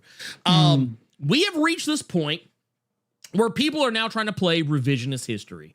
I remember this because I was talking to somebody a ways back when the sequel trilogy was coming out. There were people that were coming out here trying to be all of a sudden acting as if like, oh no, man, I always liked the prequels. I was like, dude, you were literally just talking shit about the prequels like a month ago. You were literally 100%. Just saying that they were the worst, and now you're trying to say that they're the best thing ever because you don't like the sequels. You know how I know? That they're lying? And I don't trust anybody. Yeah. It's because I like the prequels since they came out. And I was always having to defend them bitches. Everyone, if you were a real Star Wars nerd, there was a 90% chance you hated those fucking prequels. And I had to be like, why? What was so bad about them? And see, for me, I keep that same energy because I'll be the first person to tell anybody. I fucking hated I hated one. No, I take that back. I actually, because I was when it came out, I was like 13, 14, maybe 15 years old, something like that. And I kind of dug them, but it wasn't until like a little bit later that I had more time. Like by the time Attack of the Clones came out, I was like, oh yeah, that was ass, wasn't it? And then like Attack of the Clones came out, I was like, eh. And then Revenge of the Sith came out. I was like, okay, this is what I've been waiting on. That's it. This should have been this right here should have been episode 1. And then it was like, okay. And then I was like, okay, fuck this movie. But like, I didn't change my opinion. That's pod racing. Right? I didn't change my opinion when the sequel trilogy came out. I was like, okay, so now retroactively, the prequel trilogy is goated. No. Right. And it was the same fucking thing. And I'm not trying to call anybody out, but some of my comic book peers here on YouTube, I've said this before.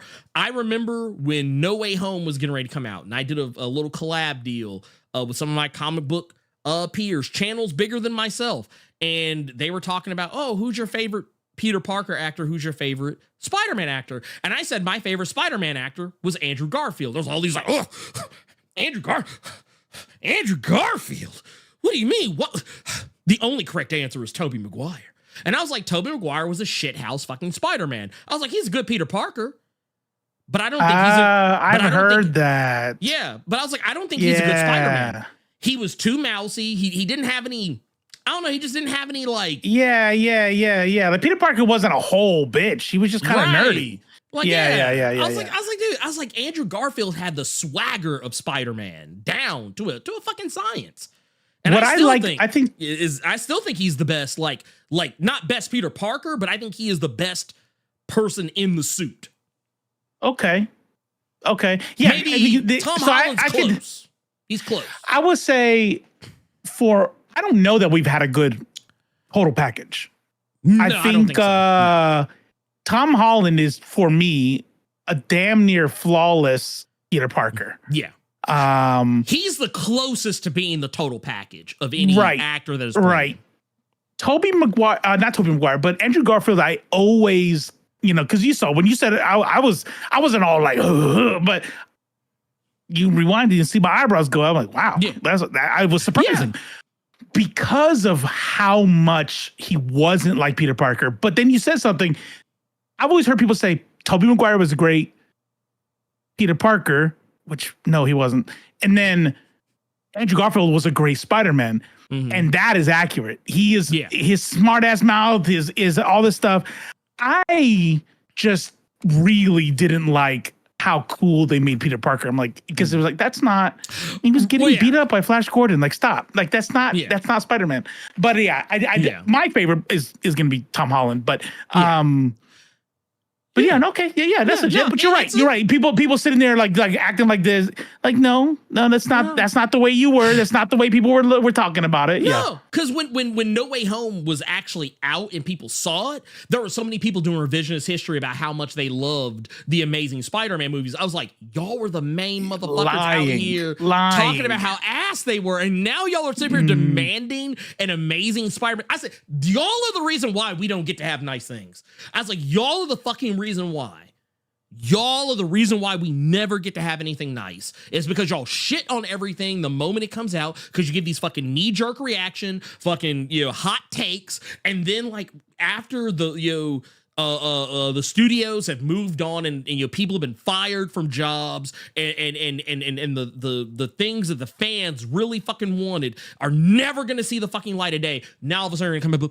I don't know. I don't understand why they didn't make a sequel to the Amazing Spider-Man movies. They were very amazing, and they actually lived up to the title. They're better than anything the MCU has done. Get the fuck out of my face with that bullshit, dude. There's a reason there wasn't sequels, because people didn't go watch it. You all was salty. That's exactly what it was. Dude, I will say this much, and tell me what you think. And maybe this isn't fair. I don't know.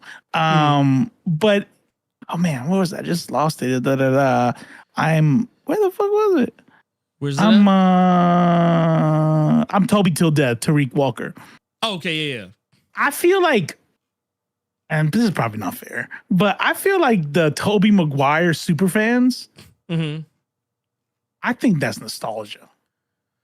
I think that's the first one that came out that really did Superman justice, right? It wasn't some weirdo Spider-Man. 70, you know what I mean? And everyone was excited for it. And I think you're gonna remember that first one. I don't know that it's subjective. I can't believe that anybody believes that he's actually the best Spider-Man. No, there's no way. There's like did he have? I'll give you this. Did he have some of the better movies? I think he had.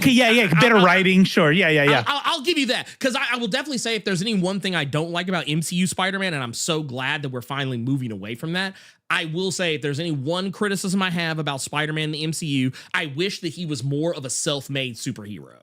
Like the like he really leans on that Iron Man shit. Dude, too much. Yes. Spider-Man should be a self-made superhero. I don't want to see Iron Man sponsoring from his Peter Parker to his confidence to everything. Yeah. I was like, dude, get the fuck out of here. Like, I was like, dude, can we? I was so glad when they finally, with No Way Home, they're like, okay, yeah, we're kind of finally getting away from that bullshit. Fine, good. I'm so glad that Tony Stark is fucking gone now. But if I just realized something. What's that? Spider-Man's reaction when he sees Doom. Oh yeah. Dang, his that's gonna fuck him up.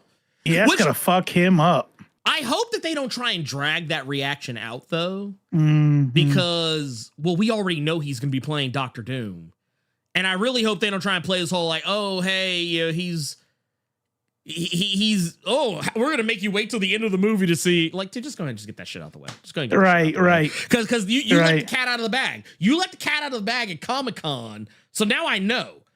Don't sit here and play. Don't try and make me feel stupid. Like, oh wait, when are they gonna? Oh, I don't know when they're gonna. Yeah. Like, no. Don't, I mean, like, I want to know how they're gonna play it out, though. You know, like, is he gonna freak out? Is he gonna like that's not, stop him. You know, low key. I hope they don't do it the same way. Right, like, piss me the fuck off. But kind of how Star-Lord fucked shit up with Thanos. Because of how much he wanted to save so-and-so. Like, I feel like Spider-Man, that dude being like a damn near father figure to him, is going to lose it. I think he's going to lose 100%. It. Like, yeah, like that. What somebody just said, like, there's some telenovela shit, XOXO 2000. Like, he's going to break down. He's not going to be able to function once he sees alternate. And Doom's going to be like, I don't know who the fuck this Tony Stark is, but you need to stop crying in the... in Latvia we don't cry. We don't. You cry like bitch. You cry like mother bitch. But no, I just look to get us on track before we swap over. I just want to say because there's one thing. There's one aspect. Three aspects of this trailer we haven't talked about yet, and I just want to run through them. Go ahead. Yeah. What do you think about Johnny Storm? I don't have no complaints.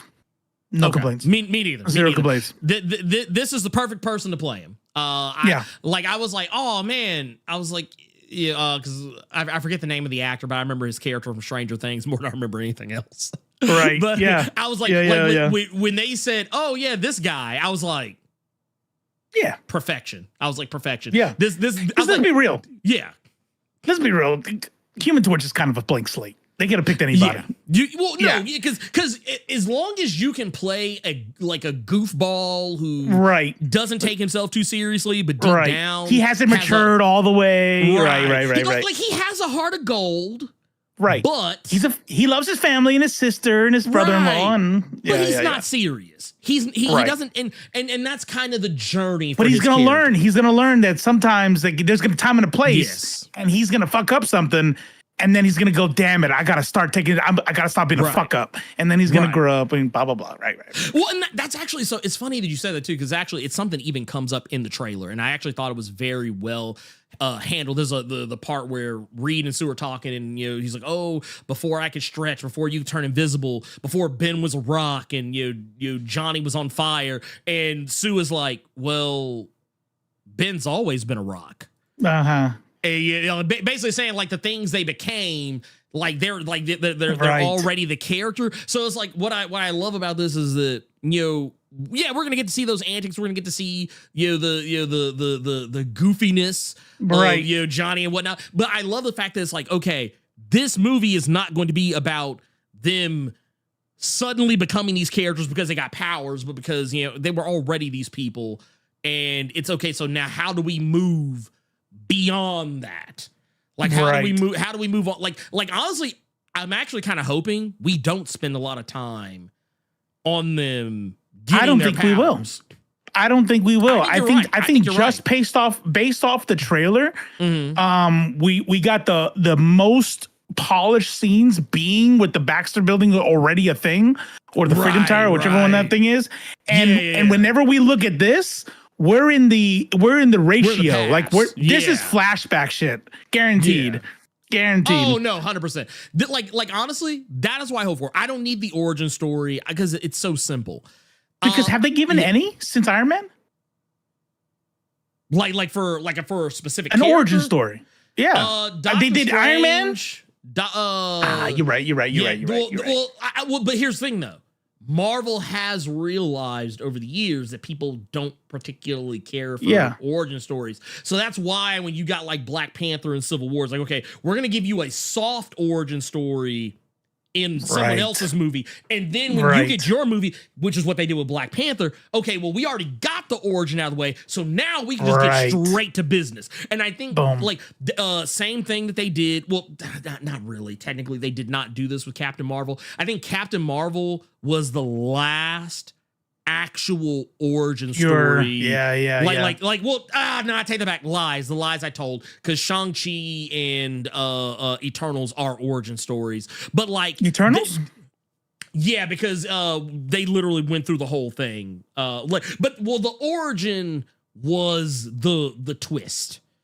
So basically what Marvel has done, what Marvel started doing when you got to phase 4 of the MCU, they started tweaking how they did the origin. So like instead of just, the character is got to go through the stuff in real time, like in a linear fashion, like with Doctor Strange and Captain Marvel, they kind of tweaked the formula there too, if I'm being brutally honest.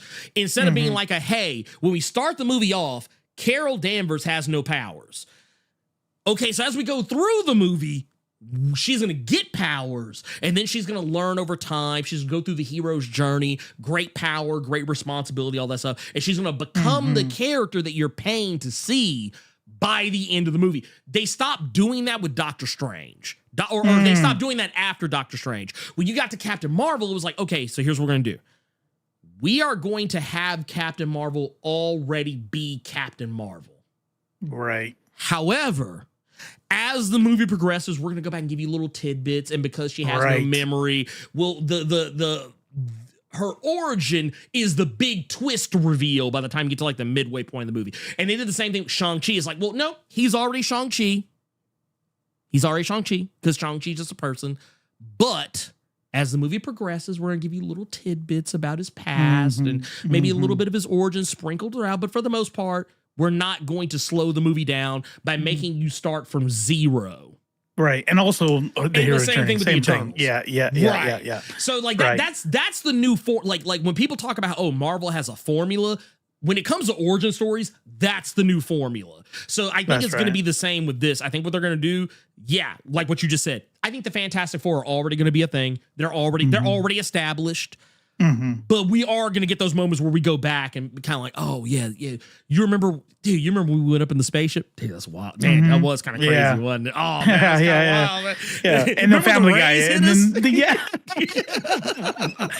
because you know what the deal is that, they got to make time for Doom, and then we eventually got to make time for the fucking Galactus, damn, yeah. Which I think it's gonna set up for Secret Wars. We got to get there. So glad he is not a fucking cloud. I just want to put that out there. Glad he is not a cloud. But is he big enough here? Well, okay. So here's the funny thing. Galactus changed size because he has stood on Earth before. So yeah, his size changes based on what's needed at the time. Like, is this a size problem with the writer? Like, that's not how big he is, or is it like his character? Like, he can actually grow and shrink. Right? No. So his size, he does actually have a size that like where he's big enough that he can stand on a planet without like that whole. I think so. This is what I think has happened. I think sometimes because some artists have taken artistic license with Galactus, where there have been times where he's like super duper mega fucking ultra huge and like bigger than a planet. That's not normal. That's not normal for Galactus. He's normally just like kaiju size, like a Godzilla. Like a Godzilla size. Yeah, well, that makes sense because then he wouldn't need the machine to eat the planet. Exactly. Right. Because that was like, and like, I know a lot of people kind of got mad at me because, well, actually, I think more people actually thought it was funny than it was anything else. Because I think some people recognized that I was just trying to make a joke, but I actually had some people come at me on threads doing the, actually, Galactus is not planet size. He's actually not bigger than planet. He's actually not the size of Godzilla or King Kong. And he actually doesn't eat planets. Like, because I made a joke calling him the cosmic throat goat. I was like, look, I call him that because artists have drawn him so big that he looks like he can eat. But no, he actually has a machine that eats the planets for him. But I was like, dude, it's a fucking joke, you pussyless fucking nerds. Like, dude, you know what? I'm not gonna lie. Do I have this? I don't know if I have this on here. I don't know if I added. No, I don't think I added it. Man, I almost wanted to play the scene from The Bear. You fucking Snyder cut incel fucking motherfuckers. like, dude, I was like, this is why y'all got no bitches. I was like, this is 100% why. Like, this is 100% why y'all ain't got no bitches. But no, but under normal circumstances, yeah, this is normal height for Galactus right here. Being able to hold the rest of the Ultimates in the palm of his hand, this is about as close as you're gonna get, like, to his actual size. But yeah, here's the thing.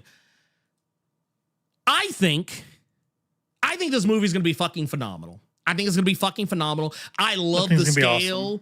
Look at the fucking shit. Oh, God damn it, this looks so That's dope. That's what confused me. I thought this was going to be...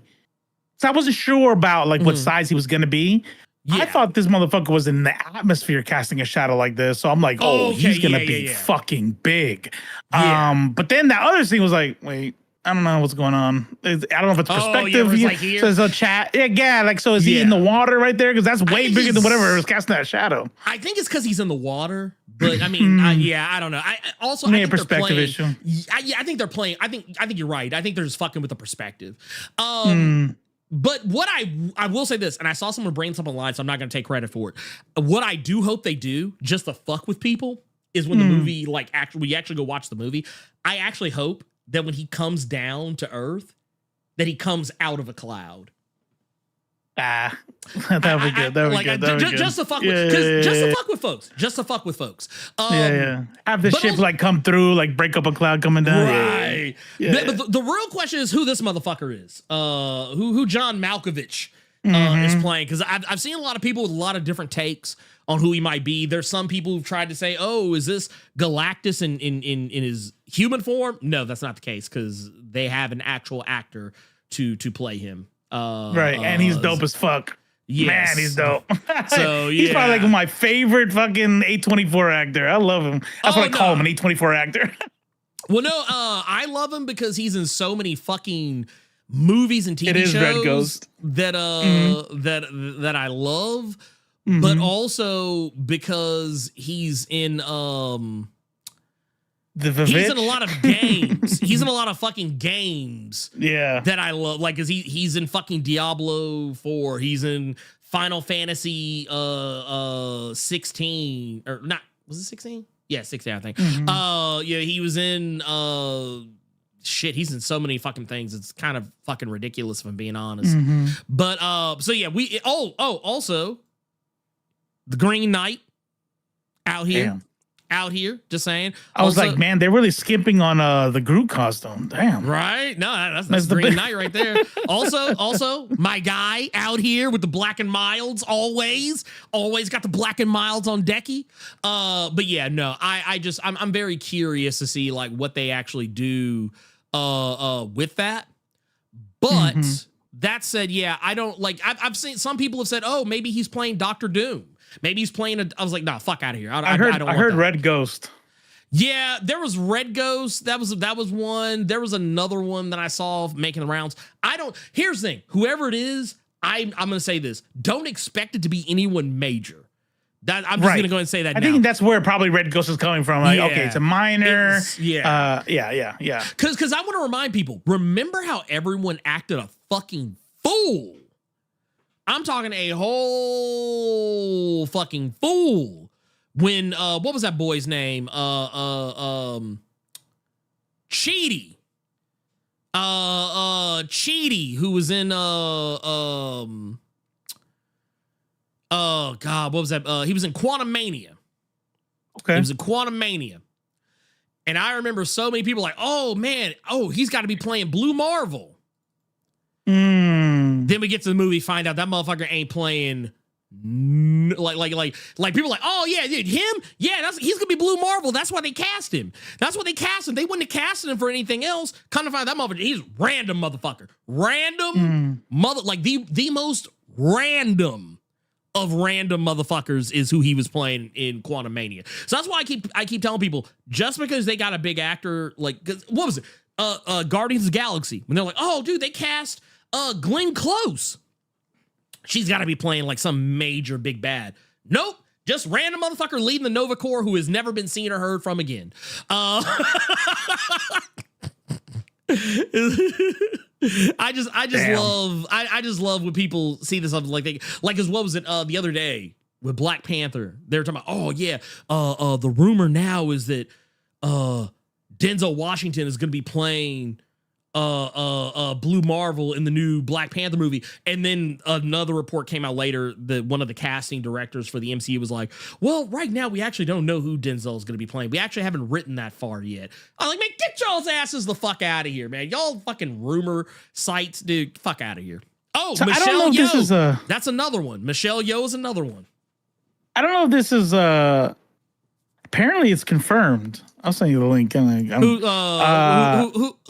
is Red Ghost. I said this week Malkovich is playing Marvel Comics villain, and Twisted Genius Ivan Kragoff. First introduced blah blah blah blah blah blah.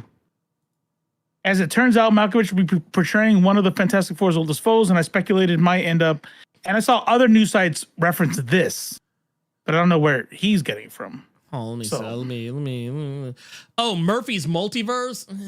No. I don't know about them. Oh, they be lying. Because, if I remember correctly, those were also the same motherfuckers that was like, oh, so the X-Men are going to be coming out in 2025, and they're going to be called, and the movie is going to be called The Mutants.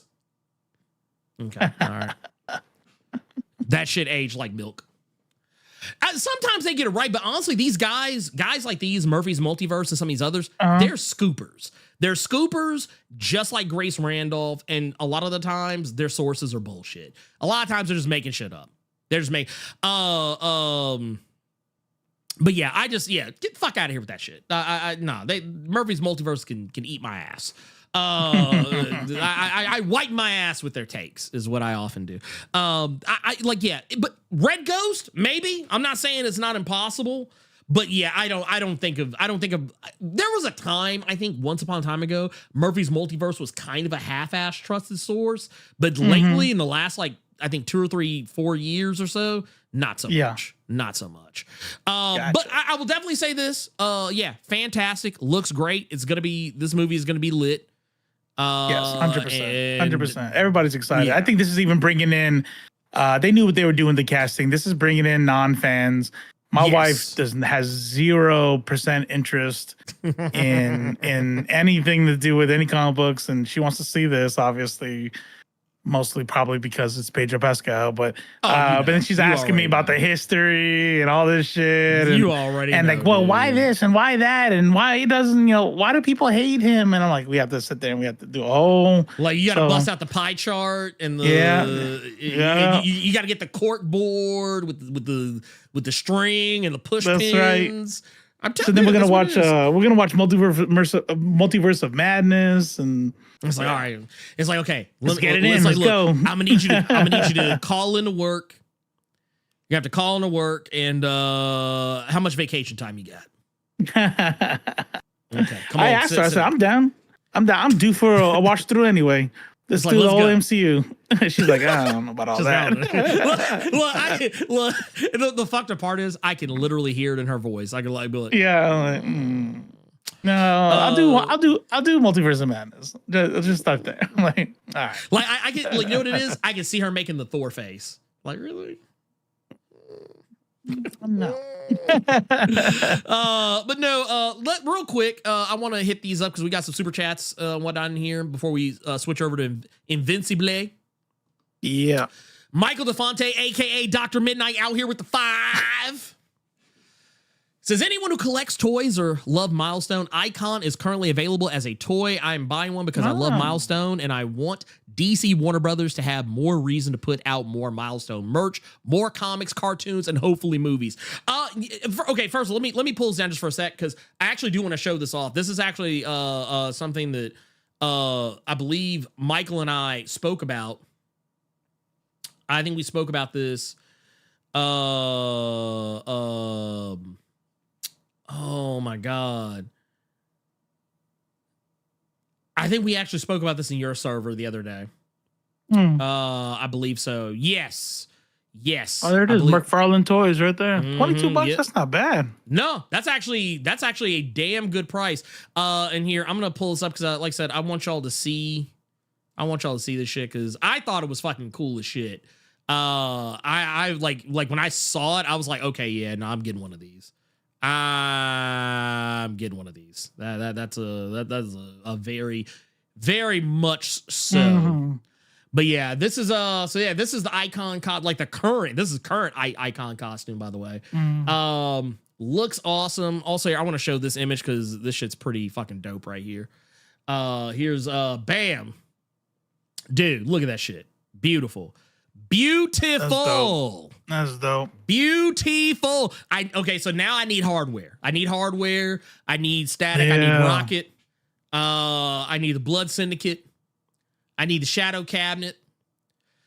But you know what? I think they're gonna fuck on me with the Shadow Cabinet because they'll give me every member of the Shadow Cabinet except Iron Butterfly because she's Palestinian. I bet they do that bullshit. Damn. I bet they do that shit because I don't know if you know this. Iron Butterfly is one of the. I think she actually is the first mainstream Palestinian superhero.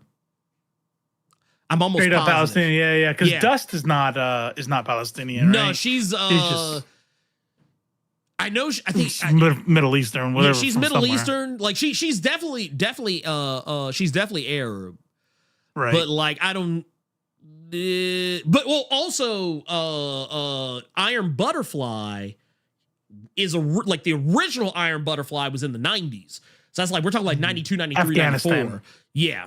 Oh, it's about Dust from Afghanistan. Okay, yeah. But like Iron Butterfly, for those who know what I'm talking about, she was she's in the current Shadow Cabinet, but she was also in the OG Shadow Cabinet. And she was a whole problem. Like she was basically Palestinian Magneto. Basically. Damn. Yeah, ferrokinetic control of all metallic substances. Yep. Boom. That's her right there. And like she would be like making all like she would basically be creating all kinds of like wild shit out of metal. It was insane. Will the Greatest, there's a whole he's ever since Shadow Cabinet 1, every video's out there. And then you can just jump on from there. Save yourself some time. Yeah. Like I said, it's out here. I'm just saying. Like, yeah, Iron Butterfly was always one of my favorite members of the Shadow Cabinet. Like she was always out here doing the thing, doing the business. But to get us back on track with the super chats and whatnot. Which by the way, shout out to Michael. Thank you for that. Thank you for reminding me because I need to go I need to go cop one of those. We got one here from the homie Gearless Mo out here with the 1999 super chat. Says I still wonder what Topher Grace would have been. Okay, so this is going back to when we were talking about Spider-Man earlier. I don't know if people remember this, but like Topher Grace was almost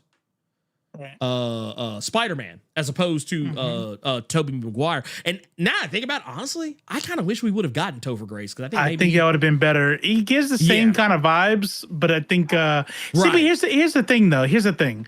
I don't think that Tobey Maguire's Spider-Man's faults have to do with Tobey Maguire.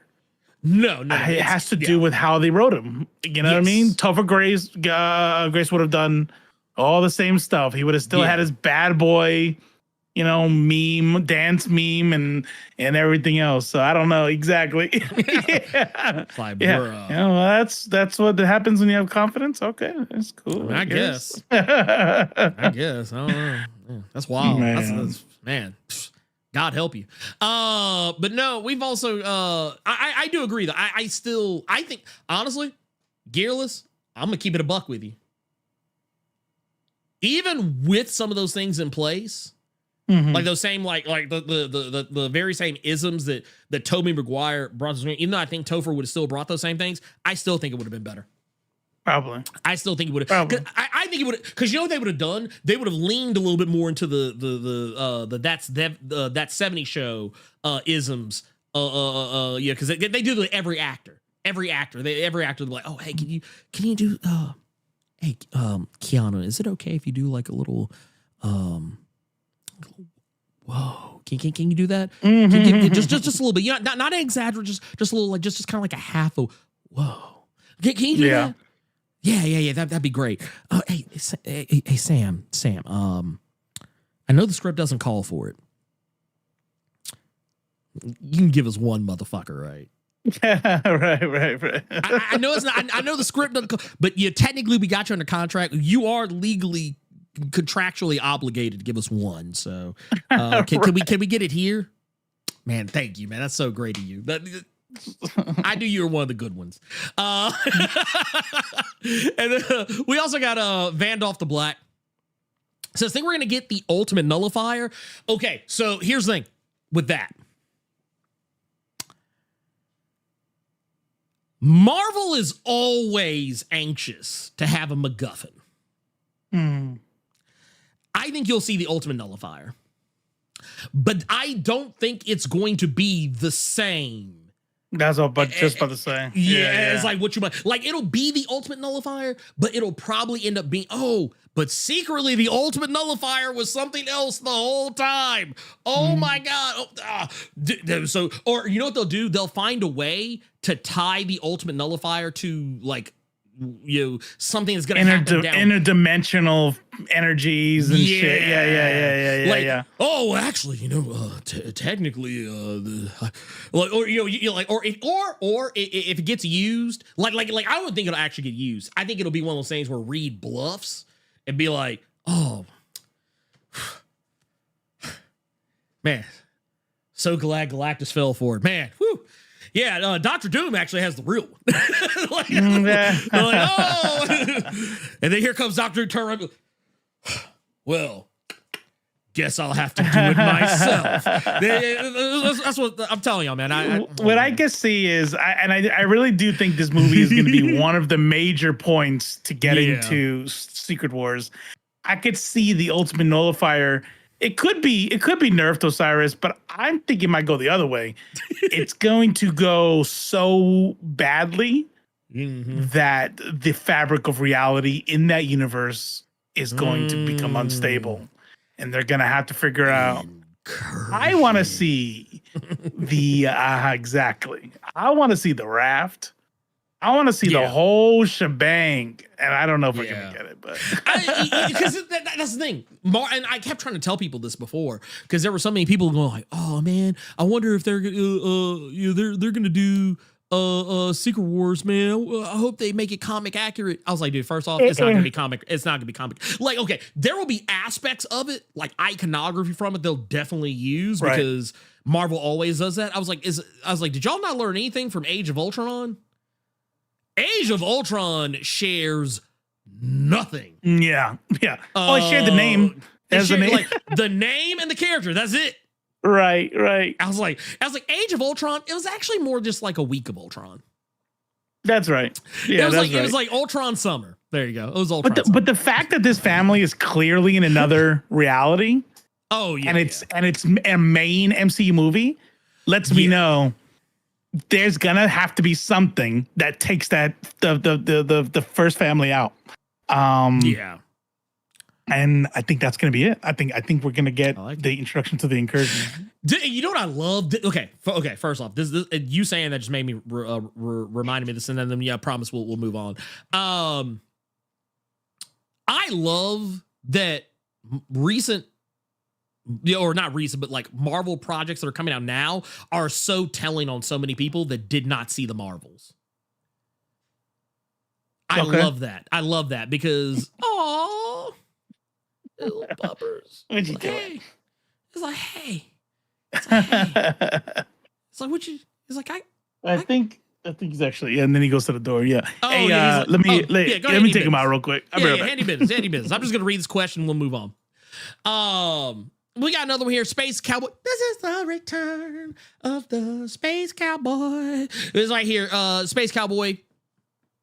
With the 5 says, instead of the bear, make it the Riley clip from Boondocks. You know what I'm talking about. The know-it-alls make the normies look tame sometimes. Man, oh my God. I'm so sick of it. I'm not gonna lie. I actually now think comic book movies was a mistake. I don't think nerds should have gotten comic book movies. I think we should have just let that shit stay on the page. I think we should have let it stay on the page because motherfuckers don't know how to act. Motherfuckers don't know how to act. They don't know what to do. They don't know what to do with it. Like they're acting brand new. They're acting brand new, and I'm sorry. I can't. I can't with these people. I can't with these nerds. Oh my God. I swear, dude. Is this what it's like? Is this what it's like? Is this what it's like to be pussyless? Is this what it's like? Because, man, if this is it, I don't want it. I don't want it. Y'all keep it. I don't want it. I can't deal. Tourists or know-it-alls, who's worse? Man, I'm not gonna lie. I tell you what. You know what? I'm gonna tell you who personally who personally annoys me. It's the know-it-alls, and I'm gonna tell you why. Because a tourist, I can check those people. I can spot them a mile away. I can check them right where they are, and they're so easy to take down. Know-it-alls, I don't even like to bother with because I feel like I just spend the majority of my time saying, "Yeah, I know." I can't tell you guys how often on Threads and even on Blue Sky to some degree, where I'll say some shit and then people will come to me and be like, well, actually, or they'll try to explain some shit to me as if I don't know, like as if they're telling me something I'm hearing for the first time. And I'm just like, bruh. Yeah. Like, you know what I think we should normalize? I think we should normalize when you see somebody post something on social media and you're like, ooh, I should reply to this because it seems like this person doesn't know what they're talking about. Let's normalize this. Go to that motherfucker's profile and maybe kind of look at a couple of posts. You have to look at the whole feed. Just read like maybe 2 or 3 posts and see, maybe get a feel. Get a feel. Because a lot of times I can't tell y'all how many times I've encountered people who don't realize that I do this for a living. Oh my God, power scalers. Okay, you know what? No, you're right. They're the worst. Fucking power scalers. Oh my God, I fucking hate oh my God, fucking sickos is what they are. God damn. But no, that said, all of them. I can't say. You know what? I think, man, I think the internet was a mistake. I don't think we should have given them the internet. I think the internet was a piss poor idea. Never again. We're never doing this shit again. If we actually have to do it all over again, we're never doing it again. We're not going back. We're not going back. That's what it's gonna be. We're not going back. But no, what I'll definitely say is, as far as like, you know, the rest of it goes, I think we're gonna do a little. Let's see how deep off we're like about almost 3 hours in. We're gonna talk about Invincible for a little bit. I don't know. I'm sure Robo will tell me when he gets back. I don't know how much of it Robo has watched. They did like a little 3 episode premiere, which I'll just go ahead and say, I thought it was great. I thought it was great. It was great. It was great. It was good to have Invincible. Invincible. Invincible was back. It was nice to see. I enjoyed it. It was, I will say, because of the fact that it's been a while, or it feels like it's been a while, I did have to go back and watch a recap for it because I smooth forgot about some of the shit that happened in the second season. And because I had recently read the comic, sometimes I'm like I did like a full read through. Like, it had to have been right around the time I think Invincible season 2 was coming out. So like, the comic is still relatively fresh in my head. And so there's some aspects of things that they're doing on the show where I'm like, huh. Because I have recently gone back through this book, some of the stuff is probably not hitting me quite as hard or as effectively as maybe it probably would have if I would have went off of memory from reading it back when it was not originally coming out, but like not long after. But this season, I like it. I like what we got. I like that, we're kind of just getting right into it. We're off to the races. We're not, bullshitting, trying to, relitigate shit. Like it feels like the story is actually moving forward at a pretty good clip. Robo, how much did you watch the 3-episode premiere? I saw the first episode, skimmed through the second 3 stuff for the show.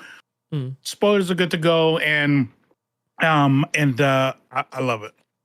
I love it. Love it. I love it. I love to see like what's happening with regard to like. We talk every time we bring up the Invincibles, I say the same thing. No, stop. You don't get any popcorn. All this for me. Every episode is like, damn. Like, whereas y'all are like, okay, I see what they're doing with that one. That's different from the comics and yada yada yada. Yeah. But yeah, I have a feeling we're gonna see some darkness that old dude's gonna have to if I had to guess. Yeah, because like I don't want to have to kill these dudes like what he did with the whole multiple man thing, the old dude's brother or whatever. And he's like, fuck it, I have to, right? Like Batman would just like not like. Batman's bitch ass would just let his friend die, like if that was the only option. But he's like, all right, cool. I guess I'm ripping y'all in half. And I think some shit's about to go down, but that's my guess. Yeah, no, you're right. You're right. Well, it's so basically, they're going through the whole arc of whether like the kill or no kill arc is basically what they're doing. Because the way that Invincible functions is like, he has a no-kill policy, similar to a lot of superheroes. But it's kind of funny when you consider like his no-kill policy when like a lot of the shit he does, it's like, dude, you could very well damn near kill some of the folks that you're like beating up. Oh yeah. Because I will say this, my favorite episode thus far was I think it was the 3rd episode. The 3rd episode, which is where they kind of went silent. Or I say silent, they went dialogueless. It wasn't silent. But they were doing the whole thing with some of his lower level villains. I love this part because like it actually said a lot without having to say a lot. Right. And they humanize them and shit. That's what I'm really loving about new media that is readapting shit from before, like from a long time ago. You know what I mean? Like you even see it in shit like in the book of Boba. Actually, was it Book of Boba or one of the Mandalorian where he realizes the Rancor is a puppy, like it's a youngin. It was Book of Boba. Book of Boba, and it's like you start seeing these like these modern sensibilities be projected onto these things, and it's like in the comic books it's whatever, but in here the way it's like fuck, like are we doing the right thing, and they struggle with it, yada yada. I like it. I love it. I love seeing like things tweaked to not be so two-dimensional. Right. And it's all done very like even just kind of like the little stuff that they did.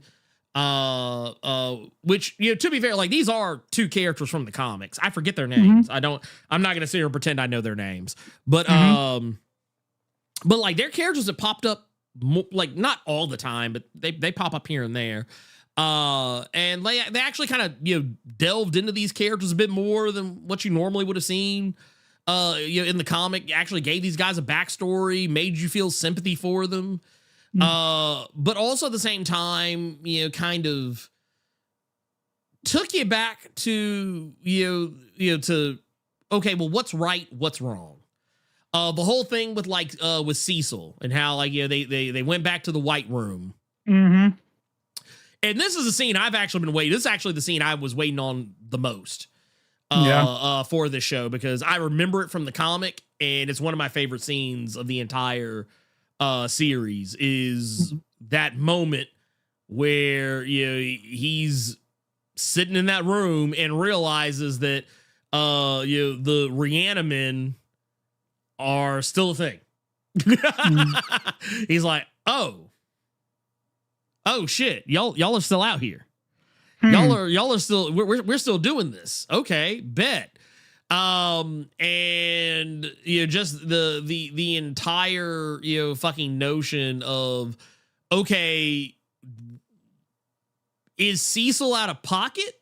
Like, is he out of pocket for utilizing the, you know, the Reanimen? Where does it come from? Like, what's the purpose? Like, because that was like, is the end justify? It's that classic, right? Does the end justify the means type thing? Right. Even like the whole thing, like Darkwing, because that was another thing, you know, straight out of the comic. Like, hey, you know, is it okay to like can someone be redeemed? And I kind of, you know what? I'm not gonna lie. I feel like this is kind of setting up that arc that I feel like. Yeah, I feel like this is kind of teeing us up. I feel like this is Slick kind of teeing us up for, you know, the stuff to expect with Anissa as a character, because, and I'm not gonna lie, this is actually probably also at the same time one of my least favorite parts of the Invincible comic itself is when Mark is on his little high horse about morality, when like he has done some questionable things his damn self. And yeah, when you look at the whole thing with Darkwing, it's like, okay, well, you get to kill, but other people are allowed to kill. You know, or like, okay, you're allowed to be forgiven for doing some fuck shit, but no one else is. Like, Mark Grayson sits on a very sky high moral high horse. Right. But it's almost understanding though. Yeah. Think about it. Like, think about when people have like certain insecurities. What do people with insecurities do? They overcompensate. Yes. You know what I mean? So his insecurity is, I'm half Viltrumite and I don't want to become like my father. So what does he do? He swings too far the other way, and he's moral superiority bullshit, all that. Yeah. Yeah. Well, and that's like, was someone who was this just said this in the chat?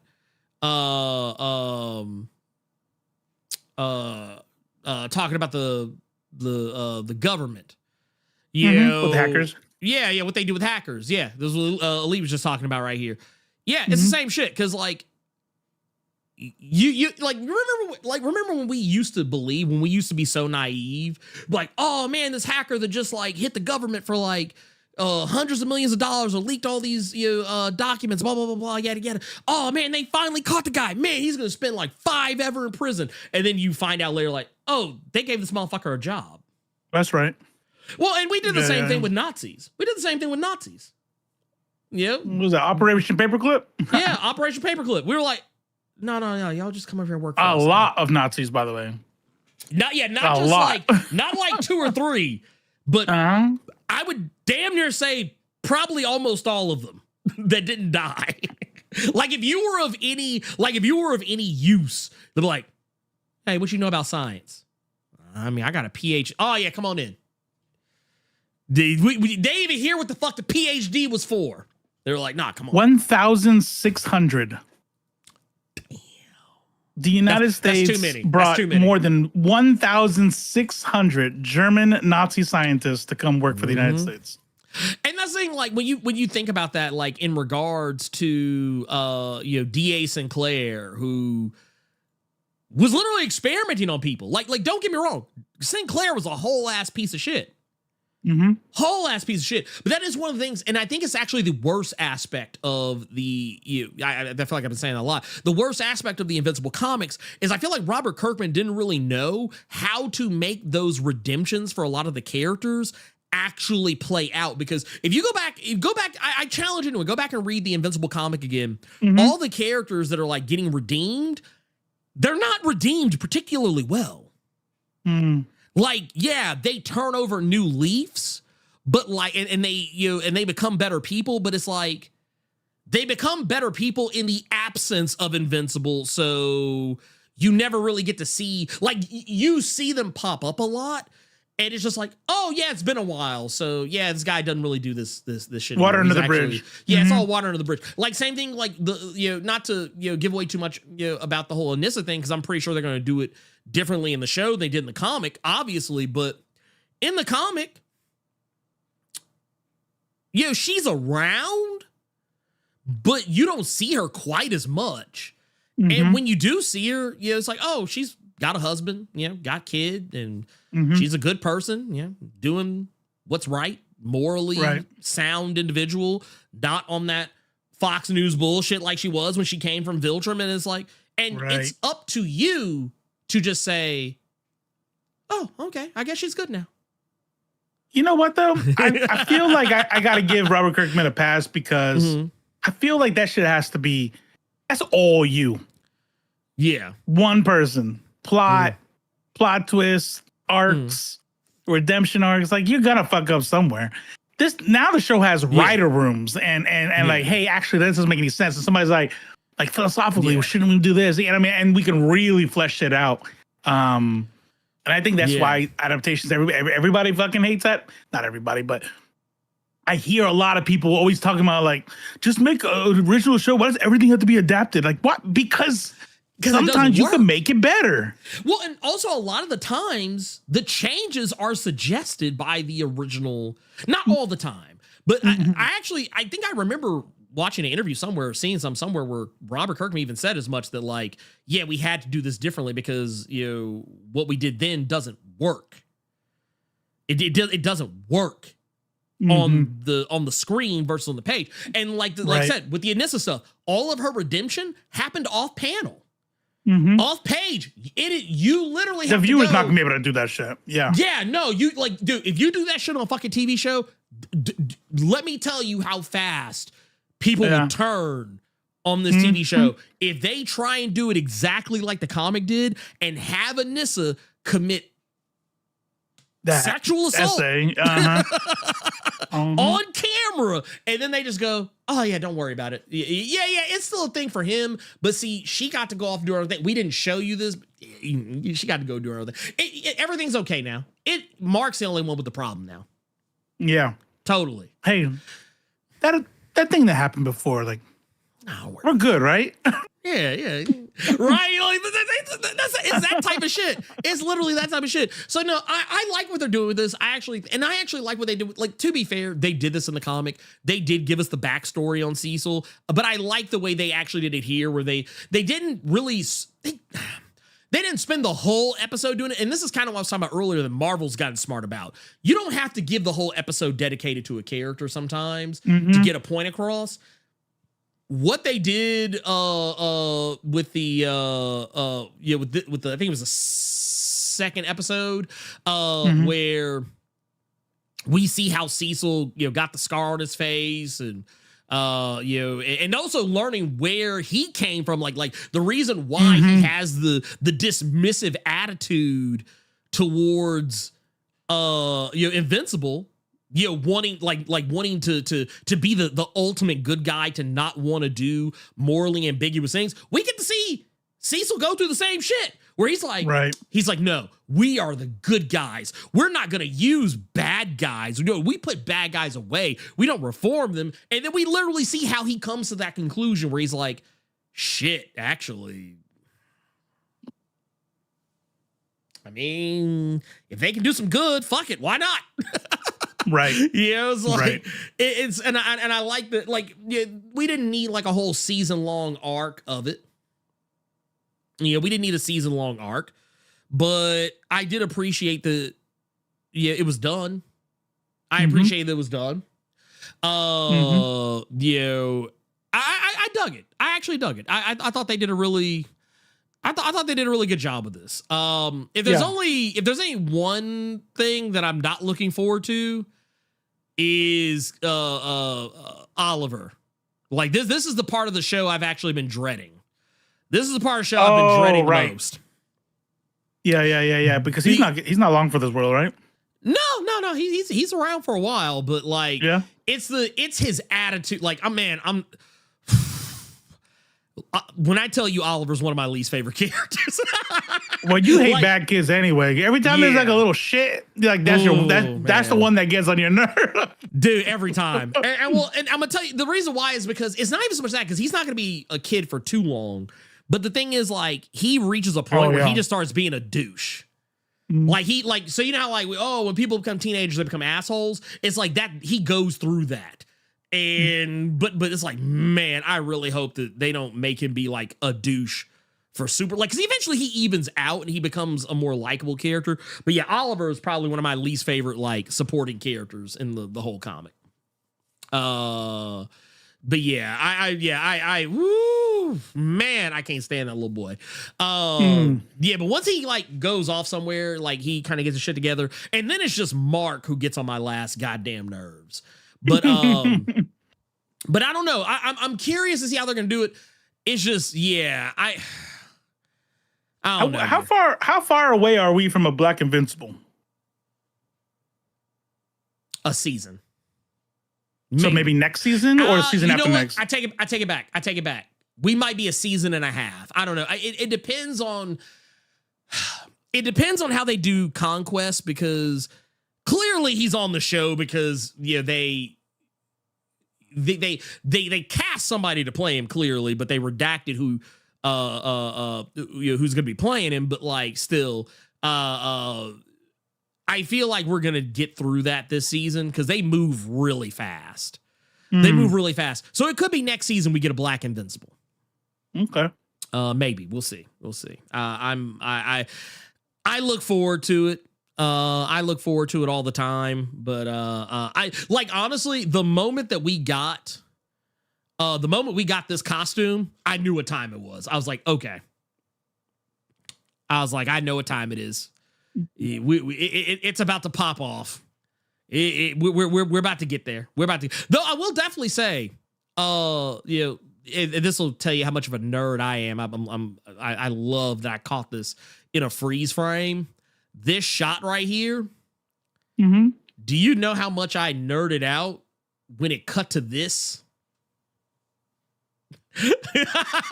Like, this part pops in for literally a frame. A frame. It is literally a frame.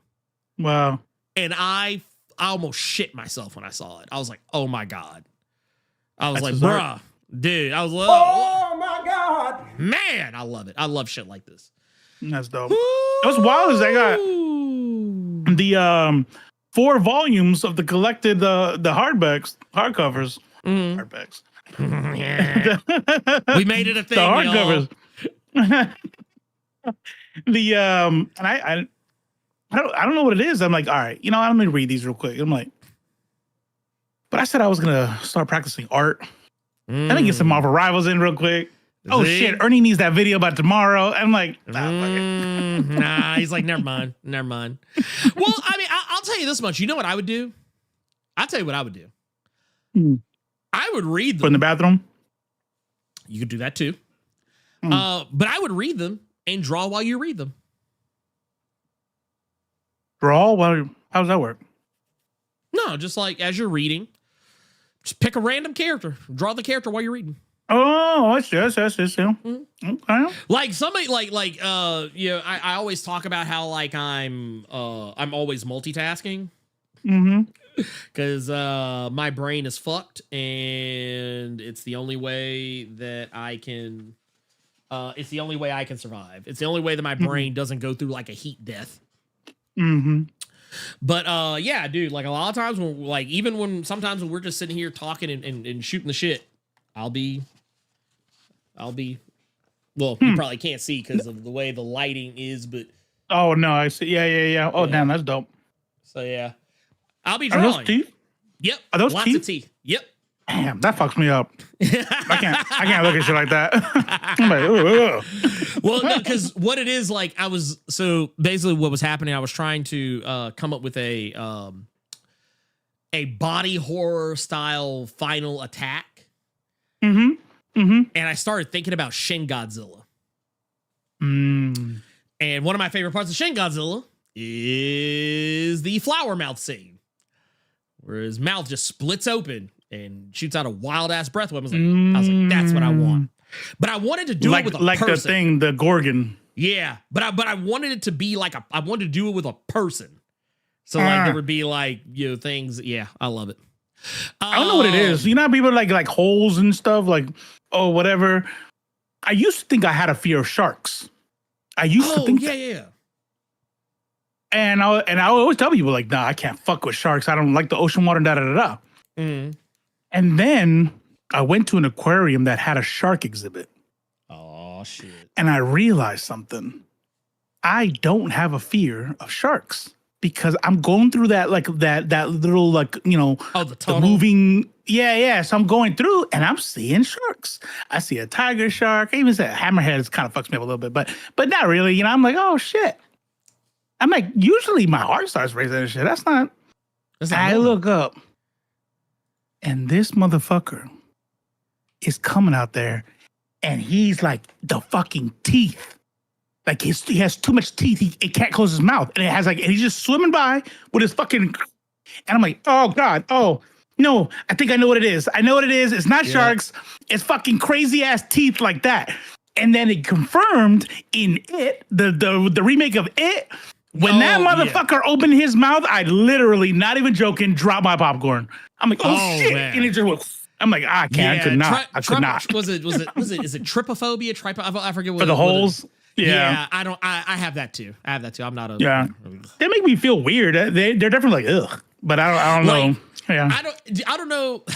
And I don't know why advertisers do this or on certain sites do this, but there'll be sometimes like there'll be this ad that'll pop up and it's always like, you know, someone like weird holes in their hand. I was like, ugh, okay. I was like, yeah, turn. I was like, okay, ad blocker, back on.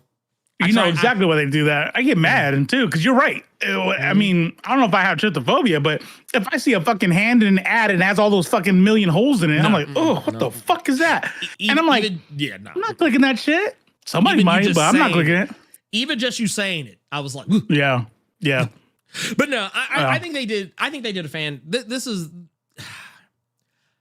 you know what? I'll be honest with you.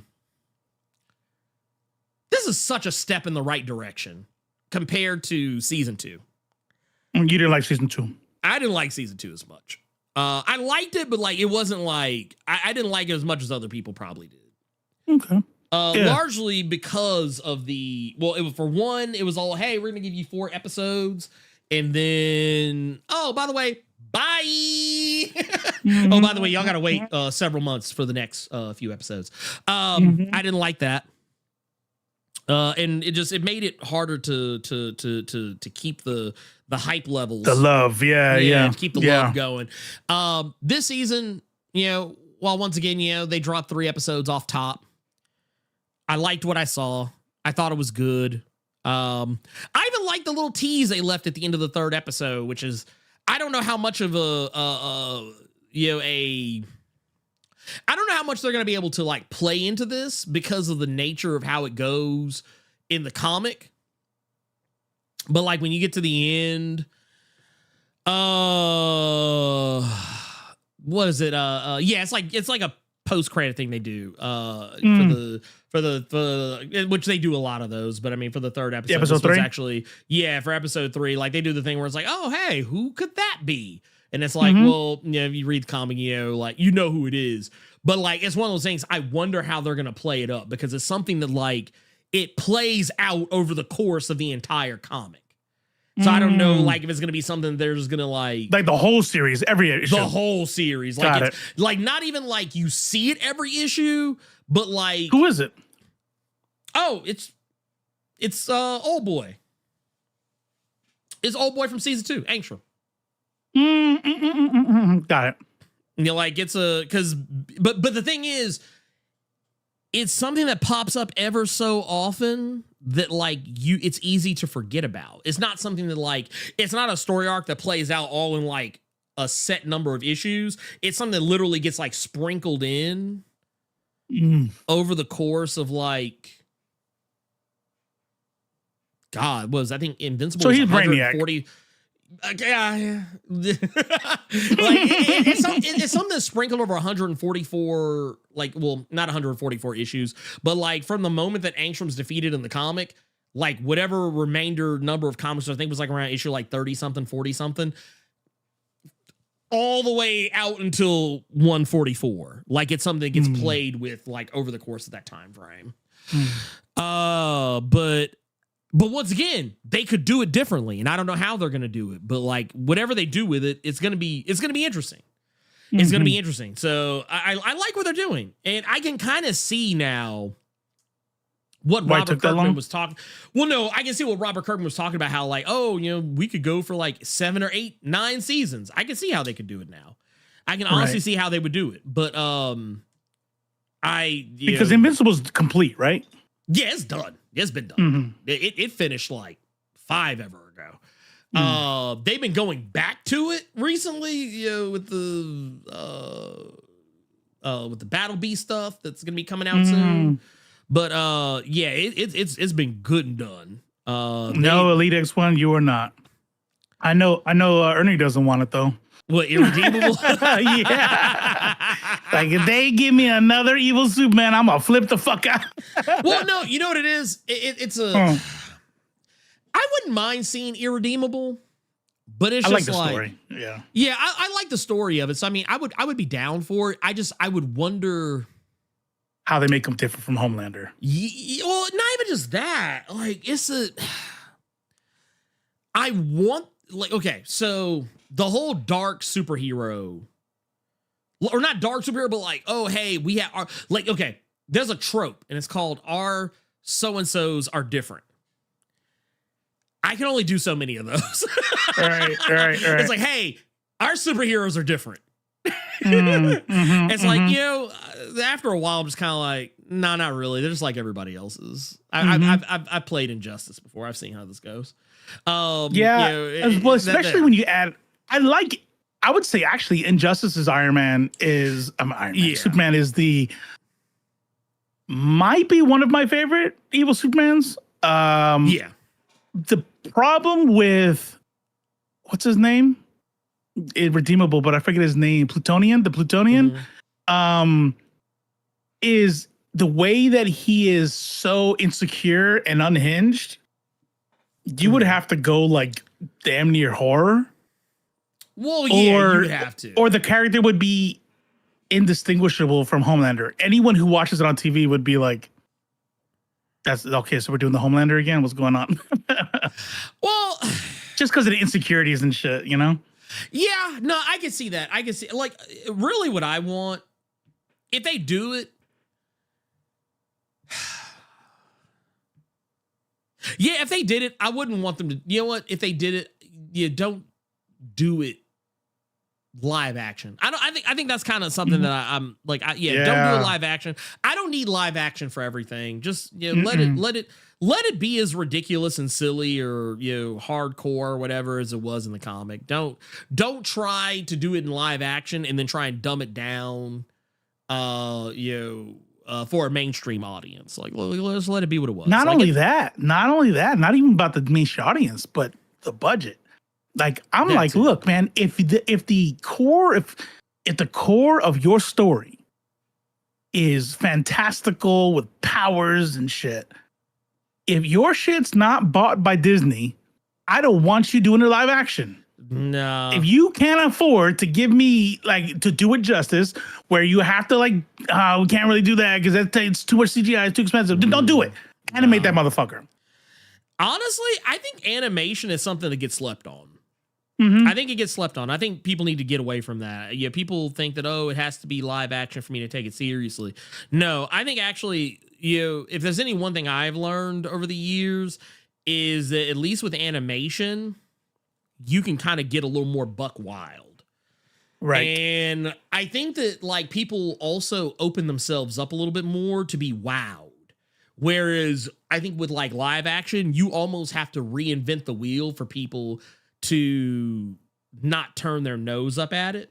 Right. Like, no, that's exactly correct. Yeah. I actually, what I think the current meta is either make an animated series or an anime or something like that. Like, yeah, kind of like how we're getting like on the Netflix side of things where it's like, oh, hey, we're getting Castlevania anime. Oh, we're getting the Tomb Raider anime. Oh, we're getting so-and-so anime. Like, yeah, just do that. Make an animated series or anime, whatever. And I think honestly, your mileage is not going to vary as much as it would if you do like a live action. Like, yeah, there was a time I wanted to see ooh, man, I can't wait to see so-and-so in live action. Nope, don't need it anymore. Don't need it anymore.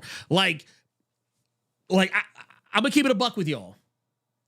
If Daredevil Born Again turned out, they said, hey, look, we're not doing a live action show. Actually, we changed our minds. We're gonna do we're just gonna do an anime. Sign me up. Here's my only problem with that.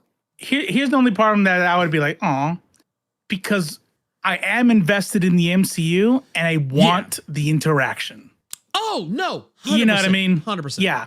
Like this upcoming Fantastic Four, if the plan is to not have them interact with the rest of the MCU yet, then that story I'd be fine in anime. But if it means not being able to interact ever because we've animated it, then I'm like, Well, see, that's it. Yeah, I would even go and see Marvel would do that. Like they would be like, oh, well, we animated, so we can't do the thing. Mm-hmm. But like, if you have like a DC studios, they would be like, oh yeah, we got these characters and creature commandos, but we're totally gonna have some of them show up as the Superman movie. Like you could do that. That would be dope. Yeah, like, you're right. But I think like I just feel like I don't know. Man, I think that especially when it comes to comic book media, I think we need to get away from the live action stuff. Not saying we give it up entirely, but just saying like we need to stop focusing on that quite as much and focus on building a space where comics can be adapted in a medium that already has mainstream appeal and has a proven success rate to convert casual fans to like actual like dedicated fans. That's right. That's kind of like same way like X-Men 97. It's like, dude, that's the great unifier because people, casuals, dedicated fans, you got both of them. You just bring them right together. And I feel like Marvel and DC both could really do something with that. But I think they just need to learn their lesson. When you look at The Boys, you look at Invincible, you look at all these shows, it's like, hey, you realize you don't really have to dilute much. And where some diehard, purists might say it's dilution, is always for the betterment of the story anyway. Like, you know what I mean? No, I don't need to see Starlight gangbanged. And what? No, that's not what I want. No. You know what I'm saying? Yeah, it's fucking that. I literally, I don't know if I told you, but I tried when the series came out. I'm like, I'm gonna read the comic. I know, people say it's cringe or whatever. Literally, that's the part that pissed me off. Yeah, and not to be like virtue signaling. It's just that. Because I've seen movies that have essay in it. It's not just, like, okay, the essay sucks and should be not used for plot, but it happens. And it's an old comic. It was not so much that it was essay. It was the juxtaposition of how they showed it on the show versus here. You know what I mean? So on the show, 100%. It's horrible. She's puking. She wants to fucking kill the Deep. And then it's like the children are watching and she's stuck. She's struggling. And she's like, fuck, I want to kill you so bad, but I can't. In the comic, it's a gangbang. And the only reason why she doesn't say anything is because she wants to stay on the team. I'm like, I She don't fucking wanna lose her spot. I'm like, I'm done with this. That's whack. Even And I Garth Ennis didn't even has finish said, it. no, even Garth Ennis has said like, yeah, they probably shouldn't have done that. Yeah. Like even the guy who wrote it was like, Yeah. People grow. That's good. he's like, I'd have done it differently. Yeah. That's but no, I do think like The Boys. Yeah, I think The Boys does work in live action. Like I don't like not to say it couldn't have worked in an animated format, but I think like because it is live action, I think that it was able to catch people off guard. In a lot of ways that maybe it wouldn't have if it was animated. But like, but we're talking about like The Boys. But like, if you talk about like a Marvel or a DC show, I 100% think, I think animated is 100% where it's at. And like I said, you do the movies for the big shit. Like you want to make do like, if you want to do like Avengers. You want to do Avengers, you want to do like X-Men, whatever. But like, you want to do like little small shit, like do like a little anime or something like that, man. I think people eat that shit up. I don't know why Disney especially, but every single time I see a legit like animation, like, okay, cool, they came out. I watch it and I was like, oh, this is made for kind of young teenagers. Like, it's like, okay. So if I want something for me, it has to be live action. I'm like, look at Invincible. Look at these fucking other animated shows that do great. I'm like, why do you have to give me like the most blandest, safe for children stories in the animated stuff? So we're regressing. We're regressing back to that 1980s, 1990s sensibilities. Yeah. Oh no, we'll see what happens with the spectacular Spider-Man. Actually surprised me. I thought with the animation style. I'm sorry, you're right. Yes, that. The Friendly Neighborhood Spider-Man did surprise me because I saw the animation and I remember you asking me about the trailer and I was like, I could tell it's not gonna be for me, but I hope it brings in new fans. I think that's fucking dope. And you watch it, I'm like, oh, okay. I mean, it's not for kids, but it's definitely something I can watch too. Yeah, and 100%. Like, honestly, I think there's no excuse for Marvel to not be going back through some of the greatest story arcs of all time. If Marvel did what DC used to do, and maybe to a lesser extent still does now, make like an animated version of the Dark Phoenix Saga, make an animated version of Secret Wars, make an animated version of Secret Invasion, make an animated version of a movie though, like these movies, you're saying, like DC did, yes. An anime, and you know what? I throw you even one better. For the ones that are short that you can like kind of condense down to a movie, do that, or maybe do like a multi-part movie. Yeah, or like maybe a trilogy on the Dark Phoenix Saga. Yeah. Like you could, and like you could literally just break that bad boy down into, and you know what would be better, man, dude. I don't know. Maybe this might not be for everybody. It would be for me. But what if? Hear me out, y'all. Just hear me out. Because your Friendly Neighborhood Spider-Man got me thinking. Tell me this would not make all the fucking money. You do an animated Dark Phoenix Saga trilogy of films. Or you can do a duology. I think technically you can knock it out into duology. I think you could actually knock it out into duology. Yeah, part 1, part 2. Yeah, for sure. But man, how much would that shit eat if you could get it in the same art style as the original comic? Like when you watch it, like it's like, oh shit. It's like, oh dude, like the art style, like like everything, like it, like and not like jerky animation, like the animation is actually smooth. We're not removing frames to make it have that Spider-Verse like motion comics and shit. Yeah. Like I'm talking about like it, like and not that shit where it's like where they like, we animated the hand. It's a still picture. No, but like we actually animate, like the art style is that comic. Yeah. Dude, that shit would make that shit would make all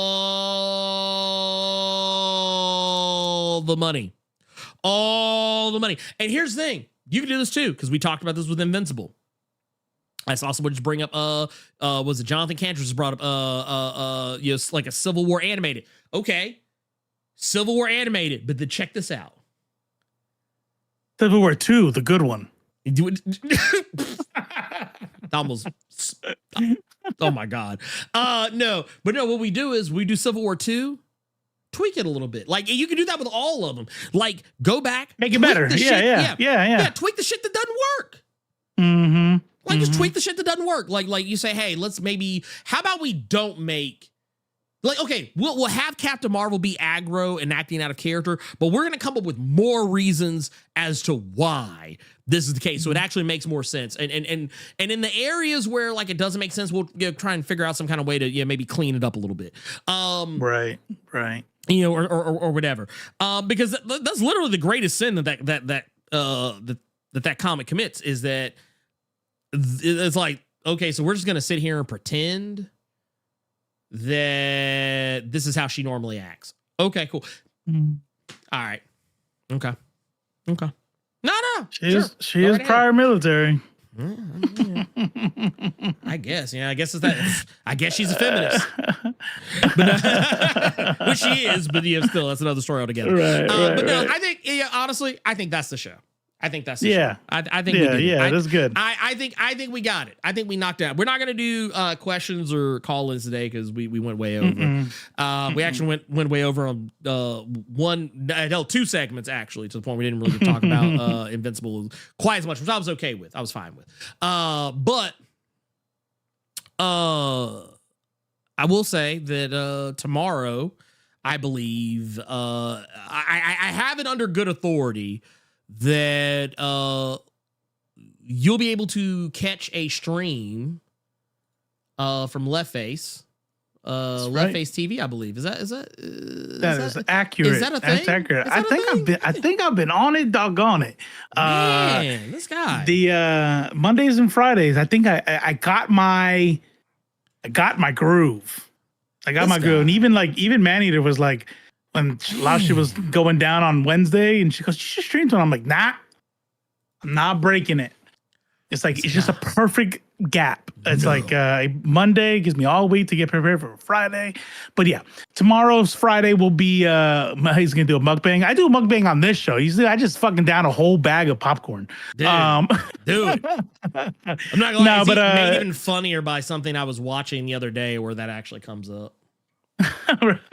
I was watching the 8 show. You might like it. Yeah. The 8? The 8. Like in the number 8. Okay. Yeah. What is it about? Okay. Yeah. I'll tell you after we get off. Okay. The Fallout Report.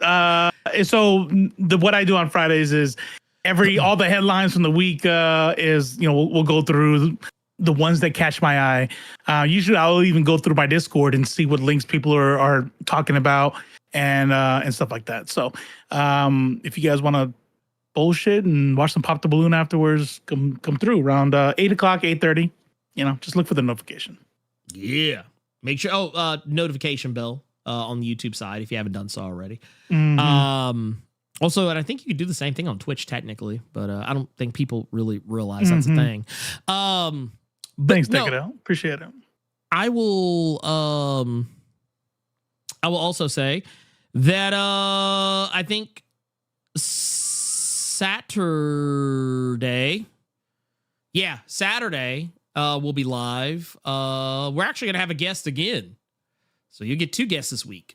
Guest on Nerds of Culture. You get a guest on Blerd Cave too, because we're gonna be doing our